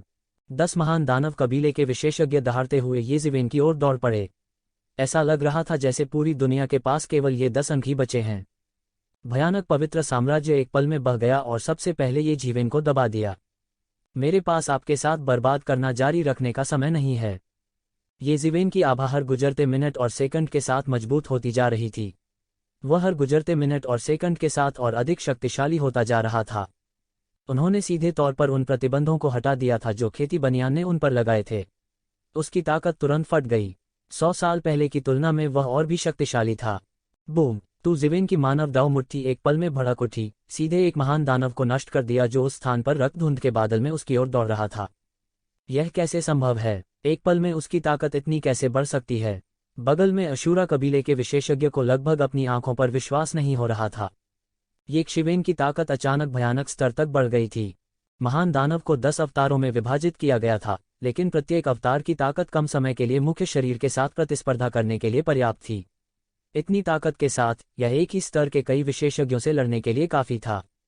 हालांकि येज़िवेन के सामने यह एक नाजुक कचरे की तरह था जो तुरंत टुकड़ों में फट गया। हालांकि इस समय महान दानव धनुष पर तीर की तरह थे जिनके पास आग लगाने के अलावा कोई विकल्प नहीं था। वे पहले ही येज़िवेन के सामने भाग गए थे और उनके पास चाहकर भी बचने का समय नहीं था। वे केवल येज़िवेन के साथ लड़ सकते थे और येज़िवेन उन्हें यह अवसर बिल्कुल नहीं देगी। उसने बिजली की तरह हमला किया और उसकी गति और भी तेज थी। उसकी मुट्ठी ने सीधे एक महान दानव के शरीर पर बमबारी की। बूम! तेज गर्जना के साथ महादानव दर्द से चीख पड़ा। उसका पूरा शरीर हवा में रक्त के धुंध के बादल में बदल गया और इससे पहले कि वह फिर से संघनित हो पाता, मैग्मा द्वारा उसे एक कुरकुरा कर दिया गया। यह शक्ति बाहर फैल गई, जिससे क्रेटर के ऊपर हजारों फीट ऊंची एक विशाल लहर बन गई। जल्दी करो, इस मौके का फायदा उठाकर उसे मार डालो। मैं चाहता हूं कि वह बिना किसी कब्रगाह के मर जाए। एक बड़ा दानव अचानक चिल्लाया, लेकिन इससे पहले कि वह प्रतिक्रिया कर पाता, स्काई फ्लिपिंग सील आसमान से गिर गई, सीधे उसे पाउडर में तोड़ दिया। तीसरे महान दानव, तीसरे ऋषि दायरे के महान दानव को येज़िवेन ने विस्फोट से मार डाला। वह धारदार हथियार जो महान राक्षसों के शाश्वत दायरे, दिव्य साम्राज्य को दबाने वाला था, येज़िवेन के सामने बेकार लग रहा था। उनके शरीर से वज्र की शक्ति निकली जिससे लोग सिहर उठे। वह जहां भी गया, दिव्य साम्राज्य ढह गया और दुनिया शून्य में बदल गई। यह उसे बिल्कुल नहीं रोक सकता था, जैसे कि ईश्वरीय साम्राज्य सिर्फ एक कागज का टुकड़ा था और यह उसके लिए बिल्कुल भी मेल नहीं खाता था। यह कैसे संभव है? क्या वह वास्तव में केवल अनंत क्षेत्र में है? वह ईश्वरीय साम्राज्य की उपेक्षा कैसे कर सकता है? असुर कबीले का विशेषज्ञ भी हैरान था। पहले तो उसने येज़िवेन को गंभीरता से नहीं लिया। कोई फर्क नहीं पड़ता कि शाश्वत क्षेत्र महान राक्षस कितने मजबूत थे, जब तक दिव्य राज्य दिखाई दिया तब तक उन्हें दबा दिया जाएगा और कोई अन्य संभावना नहीं थी। लेकिन इस शख्स की ताकत उसकी समझ से बाहर थी। यहां तक कि वे राक्षसी प्रतिभाएं भी, जब वे अनंत क्षेत्र में थीं, बिना प्रतिरोध के दिव्य राज्य में प्रवेश नहीं कर सकती थीं। बूम! एक और महान दानव को नष्ट कर दिया गया था और दिव्य साम्राज्य का एक कोना जो येज़िवेन को घेरे हुए था, टूट गया था, उसे रोकने में असमर्थ था। शेष ग्रेटर ईविल डेविल्स सभी ने उस पर पागलपन से हमला किया। उनकी आंखें रक्तरंजित थीं और वे पूरी तरह से क्रोधित थे। इन ग्रेटर ईविल डेविल्स में से प्रत्येक ने बनने के लिए बहुत प्रयास किया था। अब जबकि उनमें से एक को एक मुक्के से मार दिया गया था, यह वास्तव में खून का झगड़ा था। बहुत कमजोर, क्या तुम वास्तव में संत के दायरे में हो? तुमने मुझे निराश किया, येज़िवेन ने उपहास किया। ये महान दानव 100 साल पहले वुजियू की तुलना में बहुत कमजोर थे और 100 साल पहले की तुलना में उनकी ताकत में बहुत सुधार हुआ था।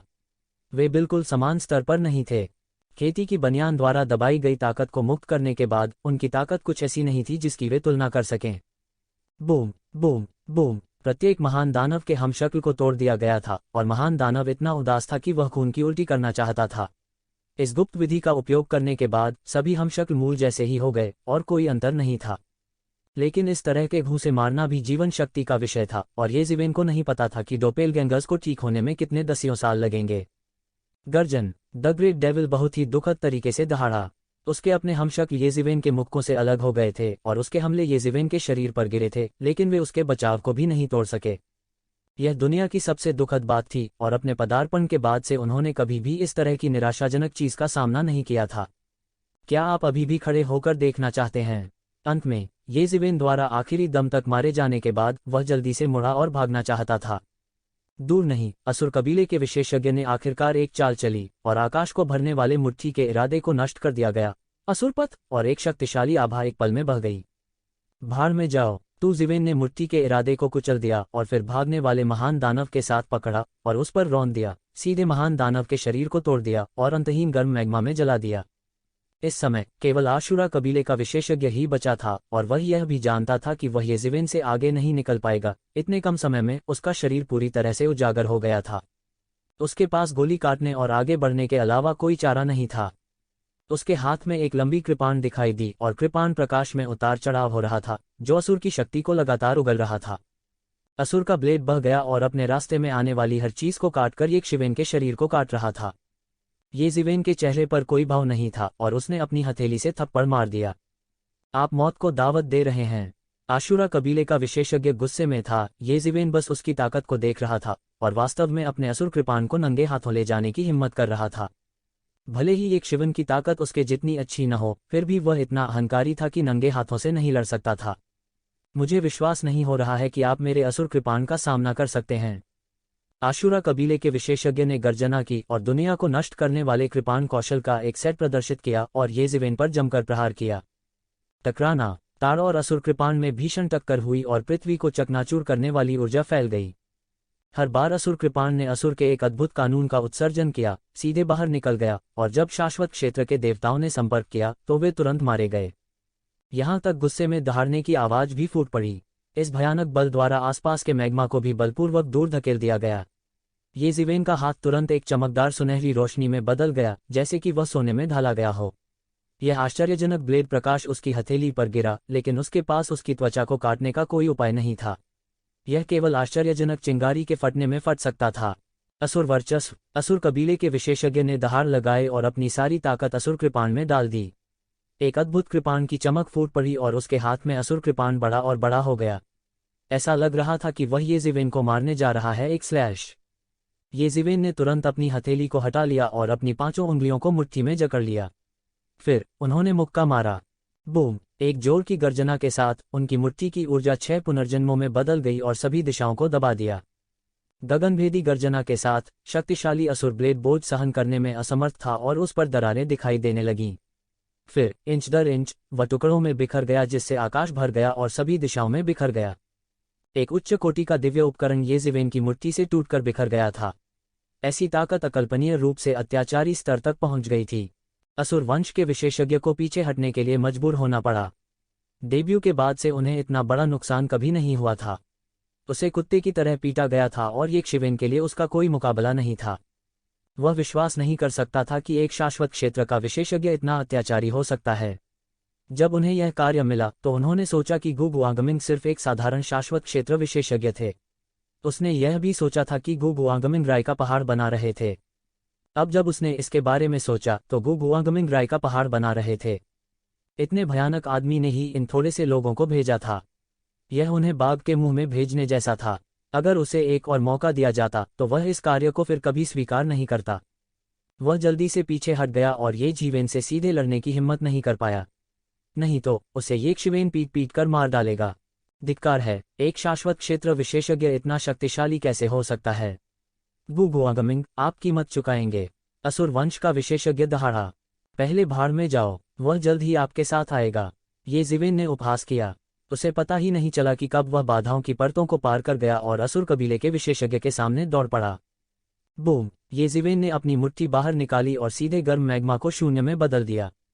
फिर उसने असुर वंश के विशेषज्ञ पर बमबारी की। असुर कबीले के विशेषज्ञ को तुरंत उड़ा दिया गया था। वो येज़िवेन की ताकत का बिल्कुल भी विरोध नहीं कर सका।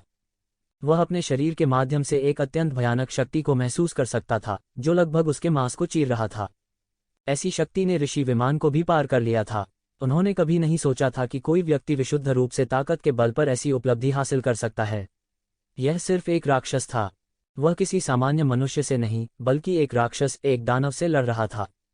पुची! येज़िवेन के हाथ में थंडर ड्रैगन हेल्बर्ट पहले ही विशाल आकाश में छेद कर चुका था। परशु उसके शरीर में छेद कर चुका था। वह संघर्ष करना चाहता था, लेकिन ऐसा लग रहा था जैसे उसकी सारी ताकत खत्म हो गई हो। बहुत जल्द उसकी सारी जीवन शक्ति छिन्न भिन्न हो गई। हालांकि उनका भौतिक शरीर पूरी तरह से नष्ट नहीं हुआ था, लेकिन उनकी मूल आत्मा पूरी तरह से नष्ट हो गई थी। जल्द ही जादुई शक्ति के संरक्षण के बिना उसका शरीर जल्दी से मैग्मा में डूब गया। येज़िवेन ने इसे अपने हाथ से पकड़ा और थंडर ड्रैगन हेल्बर्ट उसके हाथ में लौट आया। हालांकि वे दोनों भी साधु थे और कई साल पहले टूट गए थे, फिर भी उनके और वू जियू के बीच एक बड़ा अंतर था, जो अभी हाल ही में टूटा था। यह सामान्य लोगों और उन शीर्ष प्रतिभाओं के बीच का फासला था। उनकी तुलना ही नहीं की जा सकती थी। इस समय जब येज़िवेन ने राहत की सांस ली थी, आसमान से एक काली रोशनी उतरी और सीधे येज़िवेन के गले से टकराई, उसे मारने का इरादा किया। येज़िवेन की आंखें तुरंत मुक्ति की आंख में बदल गईं। अचानक उसका पूरा शरीर छुटकारे की शक्ति बन गया, जो उसके भीतर उसकी रक्षा कर रहा था। बजना! इस काली रोशनी ने सीधे तौर पर छुटकारे की शक्ति को कम कर दिया और छुटकारे की शक्ति को सक्रिय होने का मौका भी नहीं मिला। येज़िवेन ने अपना बड़ा हाथ बढ़ाया और शून्य को पकड़ लिया। फिर शून्य में एक आकृति दिखाई दी। यह हिडन डेविल कबीले का विशेषज्ञ था। येज़िवेन ने मजबूती से उसका गला पकड़ लिया था और उसकी मार्शल शक्ति को सील कर दिया था। क्या आपको लगता है कि मैंने आपको नोटिस नहीं किया? मैं बस यह देखने के लिए इंतजार कर रहा था कि आप अपनी चाल कब चलेंगे। मैंने शुरुआत में अपनी पूरी ताकत का इस्तेमाल नहीं किया क्योंकि मैं आपकी चाल चलने का इंतजार कर रहा था। हालांकि मुझे आपसे इतने धैर्य की उम्मीद नहीं थी। आप अपनी चाल चलने से पहले 2 लोगों के मरने तक सहन कर सकते थे। तुम सच में निर्दयी हो, येज़िवेन ने धीरे से कहा। उन्होंने शुरू से ही इस छिपे हुए दानव विशेषज्ञ के अस्तित्व का पता लगा लिया था। हालांकि वह बहुत अच्छी तरह से छिपा था, लेकिन वह येज़िवेन की धारणा से नहीं छिप पाया था। हालांकि वह किनारे पर छिपा हुआ था और उसने कोई चाल नहीं चली थी, इसलिए येज़िवेन ने सीधे उस पर हमला नहीं किया था। अब उसने सोचा कि वह इसे गुप्त रूप से कर रहा था और येज़िवेन पर एक आश्चर्यजनक हमला करना चाहता था। हालांकि उसे उम्मीद नहीं थी कि येज़िवेन ने सब कुछ देख लिया है। सब कुछ येज़िवेन के नियंत्रण में था और वह अभी भी सोचता था कि वह बहुत गुप्त था। टकराना! येज़िवेन ने छिपे हुए शैतान कबीले के इस हत्यारे की गर्दन पर चुटकी ली और उसकी आत्मा को मिटा दिया। फिर उसका शरीर मैग्मा में जलने लगा। उसके शरीर को कोक की गांठ में बदलने और मैग्मा में तैरने में देर नहीं लगी। वे कुछ अमर पदार्थ थे। गु बुआंगमिन को मिले इन 3 विशेषज्ञों के सिर काटने के बाद येज़िवेन ने उनकी संपत्ति की गिनती की। उन तीनों ने 100 मिलियन से अधिक दिव्य स्रोत को जोड़ा। यह बहुत ज्यादा नहीं था। जाहिर है उन्हें साधु क्षेत्र में केवल साधारण ही माना जा सकता था, इसलिए उन्हें गु बुआंगमिन द्वारा काम पर रखा गया था। हालांकि येज़िवेन के लिए यह एक और अप्रत्याशित घटना थी। येज़िवेन ने संकोच नहीं किया। वह तुरंत नीचे उतरा और सीधे उनका पीछा किया। हालांकि ये लोग उसके मैच नहीं थे, लेकिन उसने उनसे निपटने में बहुत समय बर्बाद किया था। येज़िवेन को नहीं पता था कि नीचे की स्थिति कैसी थी। वह थोड़ा चिंतित था। उन्होंने देरी करने की हिम्मत नहीं की और सीधे नीचे उतरे। वह कोर क्षेत्र के जितना करीब गया, तापमान उतना ही अधिक होता गया। लाखों डिग्री का तापमान सीमा नहीं थी। इसके अलावा यह केवल सुप्त अवधि थी। सामान्य परिस्थितियों में तो ये देवता भी करीब आने की हिम्मत नहीं करते। बूम! मैग्मा से एक अत्यंत भयानक दबाव निकला। यह एक भयानक शक्ति थी जो आत्मा की गहराइयों से जागी हुई लगती थी। येज़िवेन ने दूरी में देखा और एक भयानक विशाल जानवर को मैग्मा में लुढ़कते देखा। यहाँ कई शक्तिशाली आंकड़े इंटरसेप्ट किए गए थे। चाहे वह जुयान, एर हो या गु बुआंगमिन, वे सभी इस विशाल जानवर से उलझे हुए थे और आगे नहीं बढ़ सकते थे। उन दोनों के अलावा विभिन्न आकारों की दर्जनों आकृतियां भी थीं। यह विशाल जानवर ज्वालामुखी के तल पर एक घाटी के प्रवेश द्वार की रखवाली कर रहा था, और यह वह घाटी थी जिसे हर कोई तोड़कर प्रवेश करने की कोशिश कर रहा था। येज़िवेन तुरंत समझ गए कि अंदर बैंगनी हरे कमल की लौ थी। उसे प्रवेश करने की कोई जल्दी नहीं थी, क्योंकि अंदर जाने का कोई रास्ता नहीं था। जिसने भी प्रवेश करने की कोशिश की, उस पर इस विशालकाय जानवर ने हमला कर दिया। इस विशालकाय जानवर का शरीर मैग्मा जैसा था। इसे इस तरह की जगह में देखना असंभव था। यदि यह गतिहीन रूप से दुबक जाता तो कोई भी इसके अस्तित्व का पता नहीं लगा पाता। केवल निरंतर लड़ाई और उसके शरीर की निरंतर गति की प्रक्रिया में ही कोई उसे स्पष्ट रूप से देख सकता था। यह एक शक्तिशाली जानवर था जो मगरमच्छ जैसा दिखता था। यह हजारों फुट लंबा था। इस तरह के शरीर के आकार को अन्य जगहों पर ज्यादा नहीं माना जा सकता है। हालांकि यह स्थान घाटी के प्रवेश द्वार को अवरुद्ध करने के लिए हुआ और कोई भी प्रवेश करने में सक्षम नहीं था। हालांकि वह जानवर बेहद शक्तिशाली था। एक साथ काम करने वाले दर्जनों शक्तिशाली ऋषियों का सामना करने पर भी वे उसे हिला नहीं पाए। यह बहुत संभावना थी कि इसमें ऋषि विमान के शिखर के बराबर साधना थी। ऐसी शक्ति उन सभी को रोकने के लिए काफी थी, और यह उनका घरेलू मैदान था। इसलिए येक्षिवेन जल्दबाजी में नहीं थी। वह जल्दी में नहीं हो सकता था। जैसे जैसे समय बीतता गया अधिक से अधिक विशेषज्ञ आते गए। 100 से अधिक साधु संत आए हुए थे। हर कोई समझ गया था कि इस समय पर्पल ग्रीन लोड्स फ्लेम पाने का एकमात्र तरीका एक साथ काम करना और इस जानवर को दूर भगाना था। अगर वे इसके लिए लड़ना चाहते हैं तो यह जानवर के भगाए जाने के बाद होगा। जहां तक इस जानवर को मारने की बात है, यह पहले से ही कुछ ऐसा था जिसकी वे कल्पना करने की हिम्मत नहीं कर सकते थे। वक्त निकल गया। पलक झपकते ही दोनों पक्ष दिन रात लड़ते रहे, लेकिन किसी भी पक्ष को थकान महसूस नहीं हुई। देवताओं के लिए ऐसी लड़ाई उनके लिए सैकड़ों वर्षों तक जारी रहने में कोई समस्या नहीं होगी। हालांकि कुछ बदकिस्मत थे जिन्हें इस क्रूर जानवर ने पूरी तरह निगल लिया था। हालांकि न तो साधु विमान विशेषज्ञों और न ही क्रूर जानवर ने उन पर कोई ध्यान दिया। सबसे तीव्र लड़ाई अभी शुरू ही हुई थी। सौभाग्य से इस जानवर ने स्पष्ट रूप से अपना रास्ता साबित नहीं किया था और इसके पास बहुत सी चालें नहीं थीं। नहीं तो वह अपनी ताकत से सभी मालिकों को कुचलने में सक्षम होगा।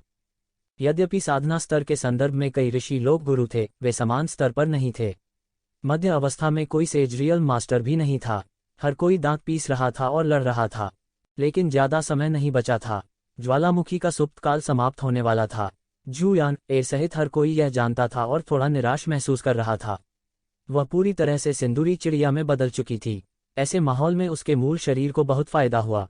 इस समय ये ज़िवेन, जो चुपचाप लेटा हुआ था, चुपचाप युद्ध के मैदान में आ गया था। हालांकि लड़ाई के बाद का परिणाम भयानक था। येक्षिवेन की वर्तमान स्थिति में उसे चोट पहुंचाना असंभव था।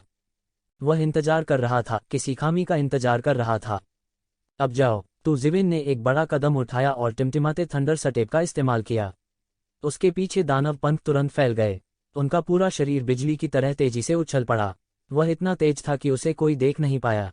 उसी समय उसने अपना बड़ा हाथ बढ़ाया और बिना पहरेदार जू र को अपनी तरफ खींच लिया। वह सीधे उस सुरंग में चला गया जो जानवर के दोष के कारण उजागर हुई थी। गर्जन। जानवर ने सबसे पहले प्रतिक्रिया दी और एक तीखी चीख निकली। इस समय हर कोई थोड़ा गूंगा था। उन्हें उम्मीद नहीं थी कि कोई जल्दी आएगा। दृश्य अचानक गड़बड़ हो गया। किसी को उम्मीद नहीं थी कि चीजें इस तरह बदल जाएंगी। चाहे वे कितने भी सावधान क्यों न हो, फिर भी वे किसी को अंदर जाने से रोकने में असफल रहे। जू यानर ने भी कोई प्रतिक्रिया नहीं दी। उसे अचानक येक्षिवेन द्वारा गलियारे में खींच लिया गया। जब उसने प्रतिक्रिया दी तो वह भी खुश थी। बैंगनी लोड्स फ्लेम को पहले प्लग करें, ये ज़िवेन ने जोर से कहा। दोनों की गति अत्यंत तेज थी। लगभग एक ही पल में वे पहले ही घाटी की तलहटी में पहुंच चुके थे। असंख्य मैग्मा में करोड़ों डिग्री के उच्च तापमान में कुछ लपटें हवा और बारिश में तैरती छोटी नावों की तरह थीं, जो लगातार हिलती रहती थीं। जू यानर ने अपने पंख फड़फड़ाए और बैंगनी हरे कमल की लौ को निगल लिया। एक पल में उसके शरीर से भयानक शक्ति निकल गई। उसके शरीर का रोम रोम ऐसा प्रतीत हो रहा था जैसे अंतहीन लपटें निकल रही हों। येक्षिवेन और भी निर्दयी थी। उसने शेष 3 बैंगनी कमल की लपटों को सीधे त्यानयुवान मिर में पकड़ लिया। जिस क्षण उसने बैंगनी हरे कमल की ज्वाला को छुआ, उसकी पूरी हथेली पिघलने वाली थी। एक स्वर्गीय खजाने का तापमान जिसे इतने उच्च तापमान पर उत्पादित किया जा सकता था, वह अकल्पनीय रूप से उच्च था। जाना, येक्षिवेन जोर से चिल्लाए। 2 लोगों ने जरा भी संकोच नहीं किया और तेजी से घाटी के प्रवेश द्वार की ओर उड़े। गर्जन। कोई नहीं जानता था कि कब वह भयानक पशु घाटी के प्रवेश द्वार पर प्रकट हो गया। उसके विशाल नेत्र बड़ी बड़ी चक्की के पाटों के समान भयंकर और द्वेषपूर्ण थे। बूम! उसने अपना रक्तरंजित मुंह खोला और सैकड़ों मीटर मोटी ज्वाला उगल दी। यह जहां भी गुजरता, मैग्मा को हिलाकर मंथन किया जाता। 2 लोग बुरी तरह भड़क गए और बमुश्किल इस आघात से बच पाए। धिक्कार है, यह जानवर रास्ता रोक रहा है। हम क्या करने जा रहे हैं? जू यानर भी थोड़ी हताश थी। वह सीधे अपने मानव रूप में वापस आ गई। उसकी मूल रूप से गोरी और पारदर्शी त्वचा लाल हो गई, जिससे अद्भुत लपटें निकल रही थीं। हालांकि उसके कपड़े भी कमजोर मार्शल उपकरण नहीं थे, फिर भी वह बैंगनी लोड्स फ्लेम द्वारा उगलने वाली लपटों का सामना कैसे कर सकती थी। वह सीधे जलकर राख हो गई। अनंत मैग्मा के बीच एक सुंदर नग्न शरीर प्रकट हुआ। उसके पास एक कामुक आकृति थी और लाल मैग्मा के बीच विशेष रूप से आकर्षक थी। उसकी आश्चर्यजनक बर्फ सफ़ेद त्वचा विशेष रूप से आकर्षक थी, लेकिन इस समय वह शर्मिंदा होने की परवाह नहीं कर सकती थी। अगर उसे इस जानवर ने निगल लिया होता तो यह इसके लायक नहीं होता। ये जीवेन ने एक गहरी सांस ली और अचानक उसके हाथ में एक साधारण और बिना अलंकृत कीमती तलवार दिखाई दी। यह अभी प्रकट हुआ था और एक अटूट भयंकर आभा ने पहले ही आकाश और पृथ्वी को मिटा दिया था और तुरंत पूरी घाटी को भर दिया था। तलवार के तल पर तलवार के शरीर को बंद करने वाले कानूनों की 100 से अधिक जंजीरें थीं, मानो इसे अचानक बाहर उड़ने से रोकने के लिए। दो प्राचीन शब्द एविसी में किसी प्रकार की जादुई शक्ति थी जिसने झुयानर को स्तब्ध कर दिया। एविसी तलवार, क्या यह एविसी की पौराणिक तलवार हो सकती है? झुयानेर की आंखें अविश्वास से फैल गईं। यदि यह वास्तव में पौराणिक तलवार होती तो यह खबर फैलते ही पूरी दुनिया हिल जाती। लेकिन इस बात की परवाह किए बिना कि यह असली है या नकली, एविसी तलवार पहले से ही इतनी शक्तिशाली थी कि वह एक पल में उसके दिमाग को प्रभावित कर सकती थी। यह बस डरावना था। ये जीवेन के हाथ कांप रहे थे और उसकी आंखें लाल हो गई थीं। ऐसा लग रहा था जैसे वह भयानक बपतिस्मा का अनुभव कर रहा हो। भाड़ में जाओ। ये जीवेन के हाथ में एविसी तलवार हिंसक रूप से कांपने लगी। ऐसा लग रहा था जैसे यह बहुत बड़ा बोलबाला बना रहा हो। फिर एक भयानक रक्त लाल तलवार प्रकाश क्षैतिज रूप से गिरा। इसने मैग्मा को विभाजित किया और 100 मीटर चौड़ा निर्वात क्षेत्र बनाया। फिर यह ऊपर के अशुभ जानवर की ओर दौड़ा। पुची, तलवार की रोशनी बहुत तेज थी और इसने सीधे जानवर के आधे शरीर को काट दिया। मैग्मा में रक्त छिड़का। गर्जन, जानवर बार बार चिल्लाया और उसका शरीर हवा में 2 हिस्सों में बंट गया। जाओ, चलो चलें, ये जीवेन ने कहा। झुयानर को पता नहीं क्यों, लेकिन उसे ये जीवेन की चीनी से कमजोरी का एक अभूतपूर्व भ्रम महसूस हुआ। यह एक ऐसा एहसास था जिसे उसने पहले कभी महसूस नहीं किया था। जहां तक एविसी तलवार की बात है जिसने उसे चकित कर दिया था, वह पहले ही गायब हो चुकी थी। ऐसा लग रहा था कि वापस ले लिया गया है। वह थोड़ी उत्सुक भी थी। यदि यह पौराणिक तलवार थी तो किस प्रकार के उपकरण में यह पौराणिक अशुभ तलवार हो सकती है? यह असाधारण होना चाहिए। उनके शरीर पर अभी भी कई रहस्य थे। उसे अचानक थोड़ी दिलचस्पी महसूस हुई, लेकिन वह यह भी जानती थी कि यह उत्सुक होने का समय नहीं था। उसका शरीर फिर से सिंदूरी पक्षी के शरीर में बदल गया और वह हवा में उड़ गई। एक बड़े कदम के साथ उसने सीधे येज़िवेन को अपनी पीठ पर बिठाया और वे दोनों बिजली की गति से बाहर निकल आए। हुश, एक पल में सभी ने स्पष्ट रूप से महसूस किया कि घाटी के तल से एक चौंकाने वाली तलवार की रोशनी अचानक गिर गई। फिर एक विशाल खूंखार जानवर घाटी से बाहर निकला। कुछ बदकिस्मत लोग जो समय पर चकमा नहीं दे सके, उन्हें सीधे काट दिया गया और उनके शरीर मौके पर खून के धुंध के बादल में बदल गए। उनके पास चीखने का भी समय नहीं था और ऋषि क्षेत्र के विशेषज्ञों की दुखद मृत्यु हो गई। फिर एक सिंदूर पक्षी पहले ही निकल चुका था और सिंदूर पक्षी पर एक व्यक्ति बैठा था, लेकिन यह कौन हो सकता है? लेकिन वह व्यक्ति जो सीधे पहले भाग गया। ये क्षियुवु बुबुआंगमिंग अचानक गुस्से से दहाड़े। उन्हें सीधे बाहर भागते देखकर उन्हें कैसे पता नहीं चला कि भीतर की वस्तु शायद उन्हें पहले ही मिल चुकी थी। यह सोचकर वह अत्यंत उदास हो गया और खून की उल्टी करना चाहता था। वे अपने जीवन से लड़े थे, लेकिन अंत में सभी लाभ वास्तव में उस शापित यक्षयुवु द्वारा ले लिए गए थे। वह सचमुच मुंह भर खून थूकना चाहता था। हालांकि जब वह अभी भी गुस्से में था तो घाटी के भीतर से एक गुस्से वाली दहाड़ फूट पड़ी। उन्होंने देखा कि एक रक्तरंजित मुंह अचानक मैग्मा से बाहर निकला और इसने तल पर ऋषि क्षेत्र के कुछ विशेषज्ञों को निगल लिया। सीधे निगलने और पचाने से पहले उनके पास चीखने का समय भी नहीं था।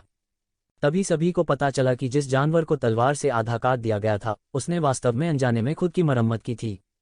जल्दी करो और जाओ। इस समय येज़िवेन और अन्य लोगों के साथ परेशानी की तलाश करने का कोई समय नहीं था और वे केवल सभी दिशाओं में पागल होकर भाग गए। लेकिन यह जानवर पूरी तरह से गुस्से में था और आग की लपटें हवा में फट गईं। मैग्मा के उच्च तापमान के साथ जो लाखों डिग्री था, विस्फोट की शक्ति वास्तव में अपमानजनक थी। लंबे समय के बाद आधे से अधिक समूह का सफाया नहीं हो गया था और शेष लोग सिंदूर पक्षी की दिशा में भाग गए। दम्मित यक्षयुवु, मैं तुम्हें जाने नहीं दूंगा। उनमें स्वाभाविक रूप से सबसे तेज यक्षयुवु था। उनमें से वह सबसे मजबूत था और उसकी चलने की तकनीक भी सबसे शानदार थी। वह पागलों की तरह सिंदूरी पक्षी की दिशा में पीछा करने लगा जिसे झुयानर ने बदल लिया था। हाँ, इस समय भी उसने येज़िवेन को मारने की अपनी इच्छा नहीं छोड़ी थी। वे ज्वालामुखी की सतह से बाहर निकलने ही वाले थे कि येज़िवेन अचानक वर्मिलियन पक्षी के उत्तर से उठ खड़ी हुई। उसकी अभिव्यक्ति ठंडी थी और कुछ हद तक हिंसक अभिव्यक्ति के साथ उसकी आंखें लाल थीं। उसने अपना मुंह तोड़ दिया और मुस्कुराते हुए गु बुआंगमिंग की ओर देखा। वह पहले ही अपनी अधिकांश ताकत वापस पा चुका था और इस समय उसने बस ठंडेपन से कहा, मेरे लिए मरो। उसके हाथ में धीरे धीरे एक रॉलेट घूमा और एक आश्चर्यजनक आभा फूट पड़ी। मंत्र और जादुई शक्तियों की आभा उसमें से निकली, मानो हर मिनट और हर सेकंड में एक जादुई शक्ति पैदा हो रही हो। वह क्या है? गु बुआंगमिंग ने भी इस भयानक खतरे को जल्दी महसूस किया। इस जादू के उपकरण ने उसे भय से काम दिया। यह एक ऐसा एहसास था जिसे उसने अतीत में केवल अपने गुरु से महसूस किया था। बूम! रूले बड़ा और बड़ा होता गया और यह गु बुआंगमिंग के शरीर पर सीधे प्रहार करते हुए भयंकर रूप से नीचे गिरा। यिक्शिवु, तुम बहुत क्रूर हो। गु बुआंगमिंग अचानक समझ गए कि यिक्शिवेन क्या करना चाहते हैं और वह डरावनी आवाज में दहाड़े, तुम मुझे नहीं मार सकते, तुम मुझे नहीं मार सकते। टकराना! इससे पहले कि वह बोलना समाप्त कर पाता, वह सीधे 10,000 स्पेल रूलेट से टकरा गया और उसका पूरा शरीर परवले की तरह उड़ गया। अगर यह सामान्य परिस्थितियों में होता तो यह कोई बड़ी बात नहीं होती। यह केवल एक भारी चोट होगी। लेकिन अब उसके पीछे एक क्रोधित और भयानक जानवर था। इस जानवर ने अपना खूनी मुंह खोल दिया और गु बुआंगमिंग को तुरंत इसमें तोड़ दिया गया जैसे कि यह योजना बनाई गई हो। दरार, हड्डियों के टूटने की आवाज सुनी जा सकती थी और एक पल में गु बुआंगमिंग की आकृति दिखाई नहीं दे रही थी। खून! इस हमले के बाद येजिवेन ने 10,000 स्पेल रूले को वापस ले लिया और उसका पूरा शरीर इस तरह ढह गया जैसे उसने अपनी सारी ताकत खो दी हो। उसने लगातार 2 बार अपनी सारी जादुई शक्ति समाप्त कर दी थी और उसकी नींव भी घायल हो गई थी। सिंदूरी चिड़िया के शरीर पर बड़ी संख्या में पंख उगाए जो उसे अंदर ही अंदर लपेटे हुए थे। प्लॉप! कई विशेषज्ञ जो घाटी में उत्सुकता से प्रतीक्षा कर रहे थे, उन्होंने अचानक देखा कि ज्वालामुखी का गड्ढा, जिसे शांत होना चाहिए था, अचानक हिंसक रूप से कांपने लगा। जल्द ही उन्हें पता चला कि अंदर ही अंदर एक बड़ी लड़ाई छिड़ गई होगी। फिर एक आश्चर्यजनक तलवार की रोशनी अंदर से निकली और क्षितिज में गायब हो गई। हर कोई हक्का बक्का रह गया। किस तरह की तलवार की रोशनी इतनी भयानक थी? मैग्मा में ही एक अमर गुण था और किसी भी तरह के हमले को बाहर निकालना मुश्किल होगा। अधिक से अधिक यह मैग्मा की सतह में कुछ बदलाव लाएगा। यह पहली बार था जब किसी तलवार की बत्ती सीधे बुझ गई थी। हालांकि इससे पहले कि वे यह पता लगा पाते कि नीचे क्या हो रहा है, एक उग्र लाल आकृति उसमें से उड़ गई। इसने एक राक्षसी लहर पैदा की। जैसे ही वह उग्र लाल आकृति बच निकली, एक विशाल मुंह जो कई हजार फीट चौड़ा था, अचानक लावा से उभरा और सभी की आंखों के सामने आ गया। यह तुरंत शून्य में सिंदूर पक्षी की ओर बढ़ गया। टकराना! जब ऊपरी और निचले जबड़े बंद हो जाते हैं तो भूकंप की तरह भयानक टक्कर की आवाज निकलती है।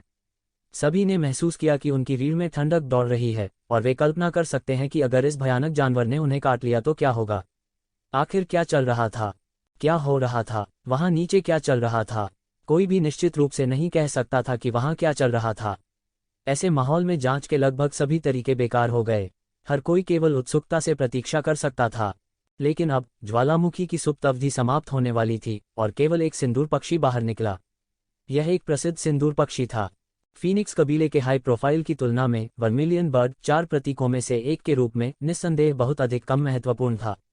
आमतौर पर लोग केवल सिंदूर पक्षी कबीले के बारे में कुछ किंवदंतियां ही सुन सकते थे। कई प्राचीन देवताओं ने कभी भी सिंदूरी पक्षी को व्यक्तिगत रूप से नहीं देखा था। सूरज की रोशनी में वर्मिलियन पक्षी का पूरा शरीर सूरज की तरह एक भयावह बैंगनी नीली रोशनी उत्सर्जित कर रहा था। पौराणिक सूर्य गोल्डन क्रो कबीला नहीं था। इस समय उन्हें वास्तव में ऐसी अनुभूति हुई थी। हालांकि यह सबसे महत्वपूर्ण बात नहीं थी। सबसे महत्वपूर्ण बात यह थी कि वहां क्या चल रहा था। इस समय यदि कोई सिंदूरी पक्षी भी सबके सामने प्रकट हो जाए तो उनका ध्यान आकर्षित करना कठिन होगा। क्या वह क्रूर जानवर हो सकता है जिसका किसी ने पहले उल्लेख किया है? वह जिसने एक बार एक घूंट में अविनाशी लोक देवता को निगल लिया था। यह अभी भी जीवित कैसे है? हे भगवान, यह बहुत डरावना है। शाश्वत क्षेत्र का उल्लेख नहीं करना, यहाँ तक ऋषि क्षेत्र से बचने में भी मुश्किल समय होगा। जिसके बारे में बोलते हुए ऋषि क्षेत्र के सैकड़ों देवताओं में से केवल एक सिंदूर पक्षी क्यों निकल गया? क्या हुआ अंदर?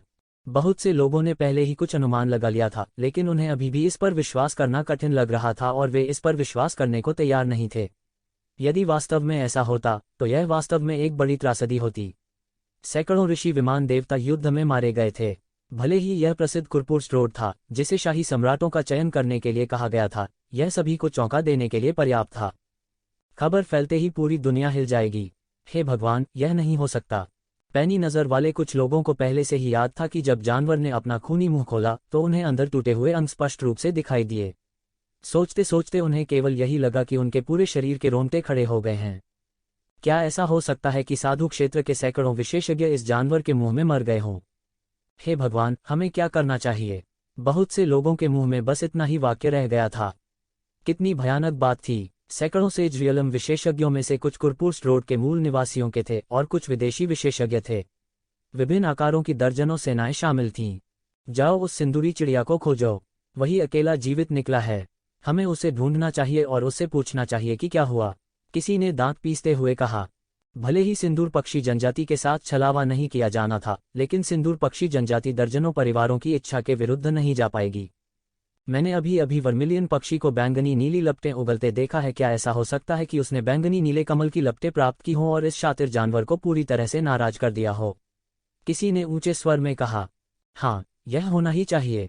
वे मूर्ख नहीं थे, वे सभी ईश्वर स्तर के पात्र थे जिनमें अत्यंत शक्तिशाली कंप्यूटिंग क्षमताएं थीं। इन्हीं सुरागों के आधार पर वे कुछ बातें निकालने में सफल रहे। यह संभव था कि वर्मिलियन बर्ड ने पर्पल अज्योर लोर्ड्स फ्लेम को ढूंढ लिया था और शातिर जानवर को नाराज कर दिया था, जिससे वह हत्या की होड़ में चला गया था। हाँ, चलो उसे ढूंढते हैं। हर कोई एक शिवेन को ढूंढते हुए सभी दिशाओं में उड़ गया। इस समय जूयान एराइज सोल सिटी की दिशा में उड़ रही थी। इस समय आकाश में ये जीवेन मुश्किल से उड़ पा रही थी।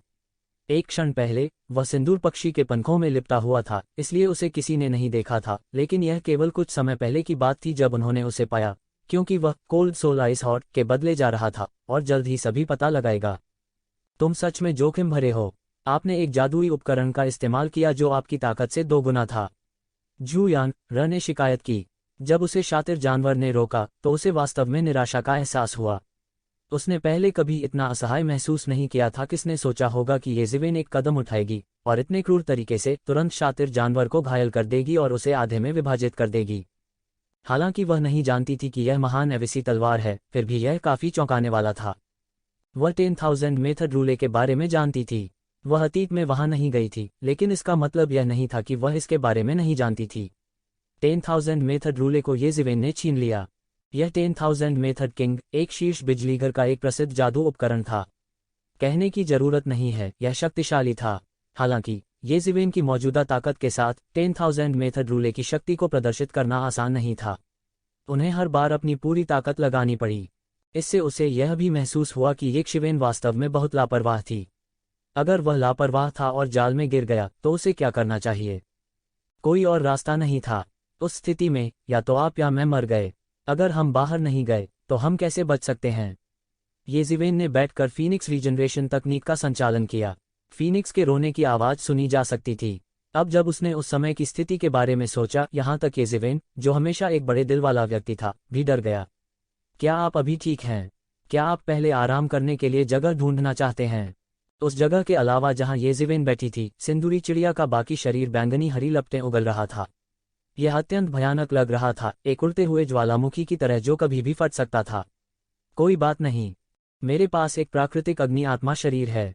हालांकि पर्पलिश ग्रीन लोर्ड्स फ्लेम तकलीफदेह है, लेकिन यह मुझे नहीं मारेगा। जहां तक बात है, क्या आप कोल्ड सोल आइस हॉट के लिए विनिमय नहीं करना चाहते हैं? आपको इसे जल्द से जल्द करना होगा। जल्द ही दूसरे भी पकड़ में आ जाएंगे। उस समय चाहकर भी नहीं निकल सकेंगे। सैकड़ों से रियलम पावरहाउस की दुखद मृत्यु हो गई। चाहे कुछ भी हो, इसका हमसे कुछ लेना देना है। वे इसे जाने नहीं देंगे। जूयानर ने अपना सिर ऊंचा करके कहा। उसके शरीर पर लगी लपटें और भी जल गईं।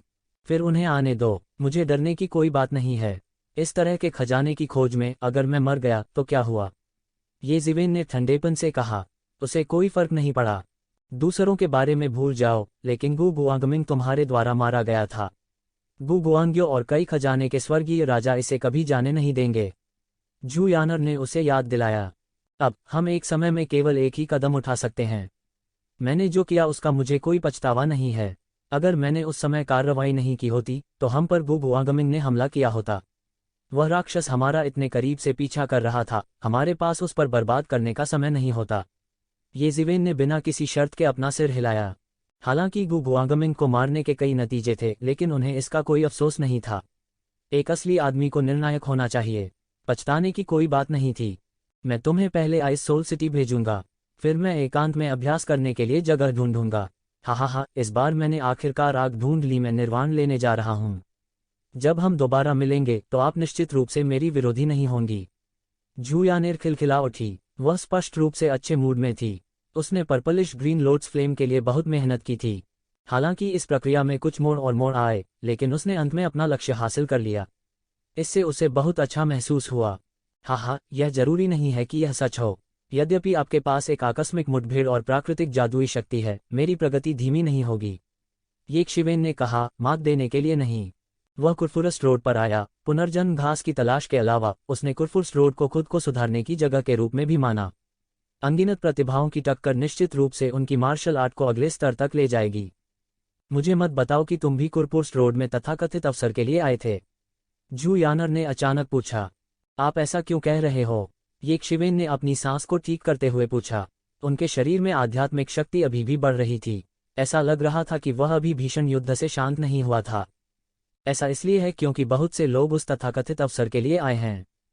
हालांकि इतने सालों के बाद केवल कुछ ही लोगों ने उस तथाकथित अवसर को प्राप्त किया है। वे इस तर्क को कैसे नहीं समझ पाए? हालांकि ऐसा लगता है कि यह बन गया है एक प्रकार का जुनून, एक प्रकार का आंतरिक दानव। जिनके पास इसे जाने देने की इच्छाशक्ति है वे बहुत कम हैं और बीच में हैं। झू यानर ने आह भरते हुए कहा, मैंने तुमसे पहले कहा था। मेरा एक बड़ा भाई है। वह अब ऐसा है। वह जानता है कि मौका कम है, लेकिन वह हार मानने को तैयार नहीं है। इसने पहले से ही अपने रास्ते में एक आंतरिक राक्षस लगा दिया है।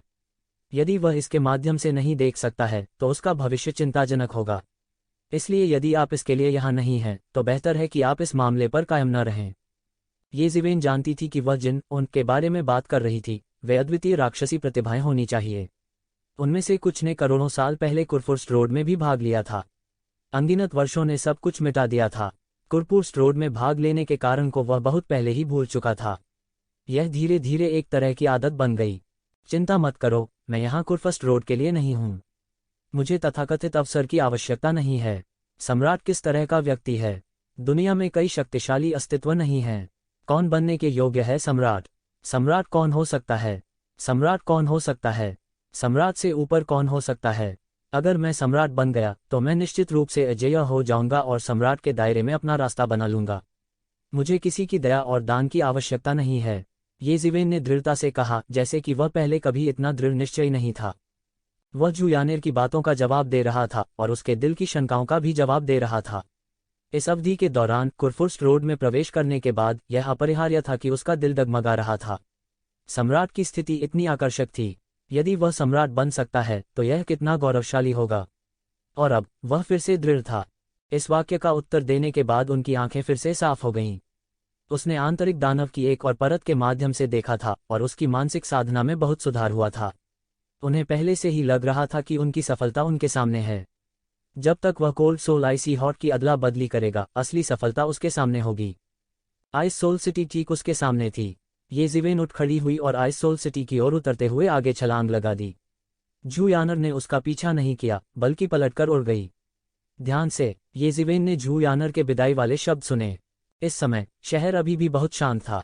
ज्वालामुखीय क्रेटर से खबर अभी तक नहीं आई थी। ये ज़िवेन को आइस स्पिरिट कबीले की पैतृक भूमि बहुत आसानी से मिल गई। अपनी यात्रा के उद्देश्य को समझाने के बाद ये ज़िवेन का आइस स्पिरिट कबीले की पैतृक भूमि में जल्दी से स्वागत किया गया। हालांकि ये ज़िवेन ने आइस स्पिरिट कबीले के कुलपति को नहीं देखा। हालांकि उन्होंने परवाह नहीं की। आइस स्पिरिट क्लान अपने शब्दों से पीछे नहीं हटे। ये ज़िवेन द्वारा पर्पल ब्लू लोड्स फ्लेम सौंपने के बाद उन्होंने आसानी से कोल्ड सोल आइस हॉट प्राप्त कर लिया। ये शिवेन ने राहत की सांस ली। यह मामला ट्विस्ट और टर्न से भरा था, लेकिन इस बार कोई अनपेक्षित समस्या नहीं थी। वह नहीं रुका और तेजी से शहर से बाहर चला गया। इस मामले ने बहुत अधिक लहरें पैदा की थीं। उन्हें डर था कि वे जल्द ही वापस समाचार भेजेंगे। उस समय कुछ अनपेक्षित समस्याएं आ सकती हैं। अब वह एक सुंदर आदमी बनने के लिए बस एक शांत जगह खोजना चाहता था। अरे नहीं, शाश्वत क्षेत्र के अंतिम चरण में प्रवेश करने के लिए एक शांत स्थान खोजने के लिए। इस तरह उसकी ताकत एक बार फिर दूसरे स्तर तक बढ़ जाएगी। जब तक वह पिछली बार सम्राट के मार्ग के खुलने के बाद से राक्षसों और दुष्टों का सामना नहीं करता, उसके पास मूल रूप से डरने की कोई बात नहीं होगी। ये ज़िवेन, तुमने मेरे लिए तुम्हें ढूंढना आसान बना दिया है।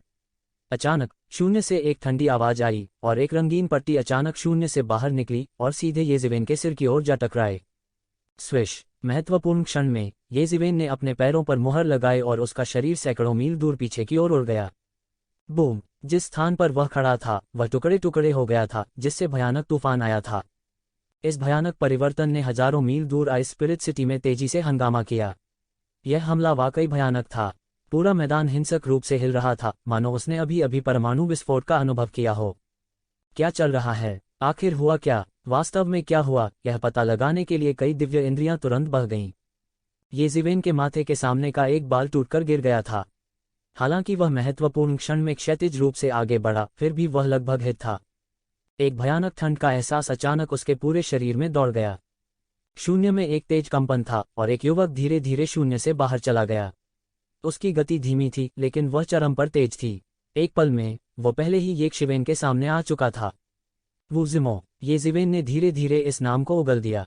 हालांकि उसने इस व्यक्ति को पहले कभी नहीं देखा था, उसकी शक्ल 70 से 80% वू ज़ियू के समान थी, इसलिए उसे पहचानना मुश्किल नहीं था। वू ज़िमो का चेहरा पत्थर की मूर्ति की तरह गढ़ा हुआ था। उसकी आंखें असाधारण रूप से तेज थीं, मानो उनमें से पत्थर के ब्लेड निकल रहे हों। उसका फिगर लंबा और सीधा था और वह हैंडसम था। जैसे ही वह प्रकट हुआ, उसने येज़िवेन को जबरदस्त दमन की भावना दी। वू ज़ियू की तुलना में येज़िवेन को नहीं पता था कि वह कितने गुना मजबूत था। बहुत अच्छा, आप अभी भी मेरा नाम जानते हैं। वू ज़िमो बेहोश होकर मुस्कुराया। उनकी मुस्कान में चंचलता का संकेत था। उसने येज़िवेन को ऐसे देखा जैसे वह बिल्ली चूहे का पीछा कर रही हो।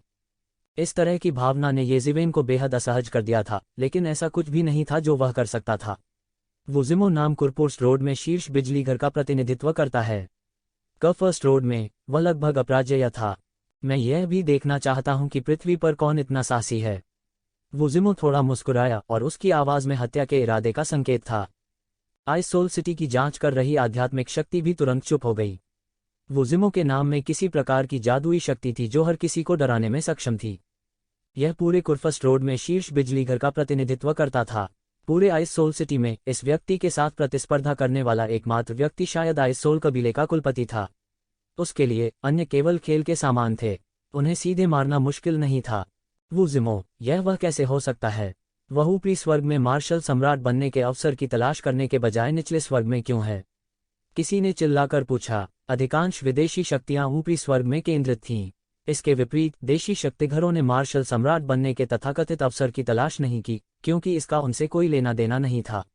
वे राजा भी नहीं बन सकते थे, योद्धा सम्राट बनना तो दूर की बात है। यह एक बहुत ही क्रूर तथ्य था, लेकिन इसे नज़रअंदाज करने का कोई तरीका नहीं था। मुझे लगता है कि उसने अभी अभी येज़िवेन के बारे में कुछ कहते हुए सुना है। क्या ये येज़िवेन हो सकता है? यह सही है, यह हिडन वैली से अद्वितीय प्रतिभा है, येज़िवेन। एक और असाधारण व्यक्ति। कोई आश्चर्य नहीं कि वू ज़िमो ने वास्तव में ऊपरी स्वर्ग छोड़ दिया। ऐसा कहा जाता है कि इस येज़िवेन ने न केवल वू ज़ियू को लगभग मार डाला था, बल्कि वू ज़िमो को भी घायल कर दिया था। इस मामले ने 100 साल पहले बहुत हंगामा किया था। उसे हिसाब चुकता करने के लिए यहाँ होना चाहिए। उस समय येज़िवेन द्वारा वू ज़ियू को लगभग मार डालने की बात भी बहुत बड़ी थी।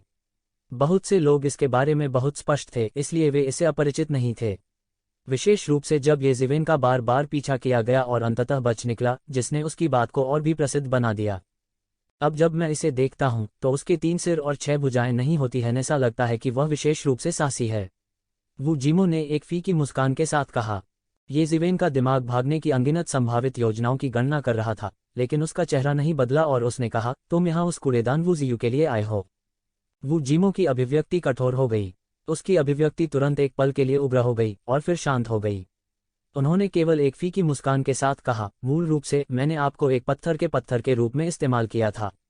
जब उसकी खेती सफल होगी, तो वह व्यक्तिगत रूप से आपको मार डालेगा और अपने भीतर के राक्षस को काट देगा। उसकी खेती भी आगे बढ़ सकेगी, लेकिन मुझे अब इसका पछतावा है। वू ज़िमो ने ठंडी मुस्कान के साथ कहा, आप केवल शाश्वत दायरे में हैं, लेकिन आप पहले से ही इतनी परेशानी पैदा कर सकते हैं। अगर मैं आपको बढ़ने दूं, तो यह कितना बुरा होगा। इसलिए मैं आपको व्यक्तिगत रूप से मारने की योजना बना रहा हूं। तो ज़िवेन चौंका। उन्हें उम्मीद नहीं थी कि वू ज़िमो वास्तव में इस मामले को कहेंगे। उसके साधना स्तर पर ऐसे शब्दों को कहने में सक्षम होना वास्तव में एक निश्चित सीमा तक बेशर्म था। निश्चित रूप से एक कहावत थी कि यदि कोई इस दुनिया में जीवित रहना चाहता है, तो केवल एक ही रहस्य था, और वह था बेशर्म होना, फिर बेशर्म होना और फिर बेशर्म बने रहना। आप डरते हैं कि वह मेरा प्रतिद्वंद्वी नहीं है ना? आपको भी उस पर कोई भरोसा नहीं है? येज़िवेन ने उसे भड़काने के लिए कहा। हाँ, मैं वास्तव में इसके बारे में चिंतित हूँ। वू जीमो थोड़ा मुस्कुराया, और क्या तुमने यह नहीं कहा कि तुम मुझसे आगे निकलना चाहते हो? अगर वास्तव में ऐसा होता है तो क्या मैं बुरी तरह असफल नहीं हो जाऊंगी? क्या आपको लगता है कि मैं ऐसा होने दूंगा? कोई भी भविष्यवाणी नहीं कर सकता कि भविष्य में क्या होगा, इसलिए सबसे अच्छा तरीका है कि इस बेचैनी के स्रोत का गला घोंट दिया जाए।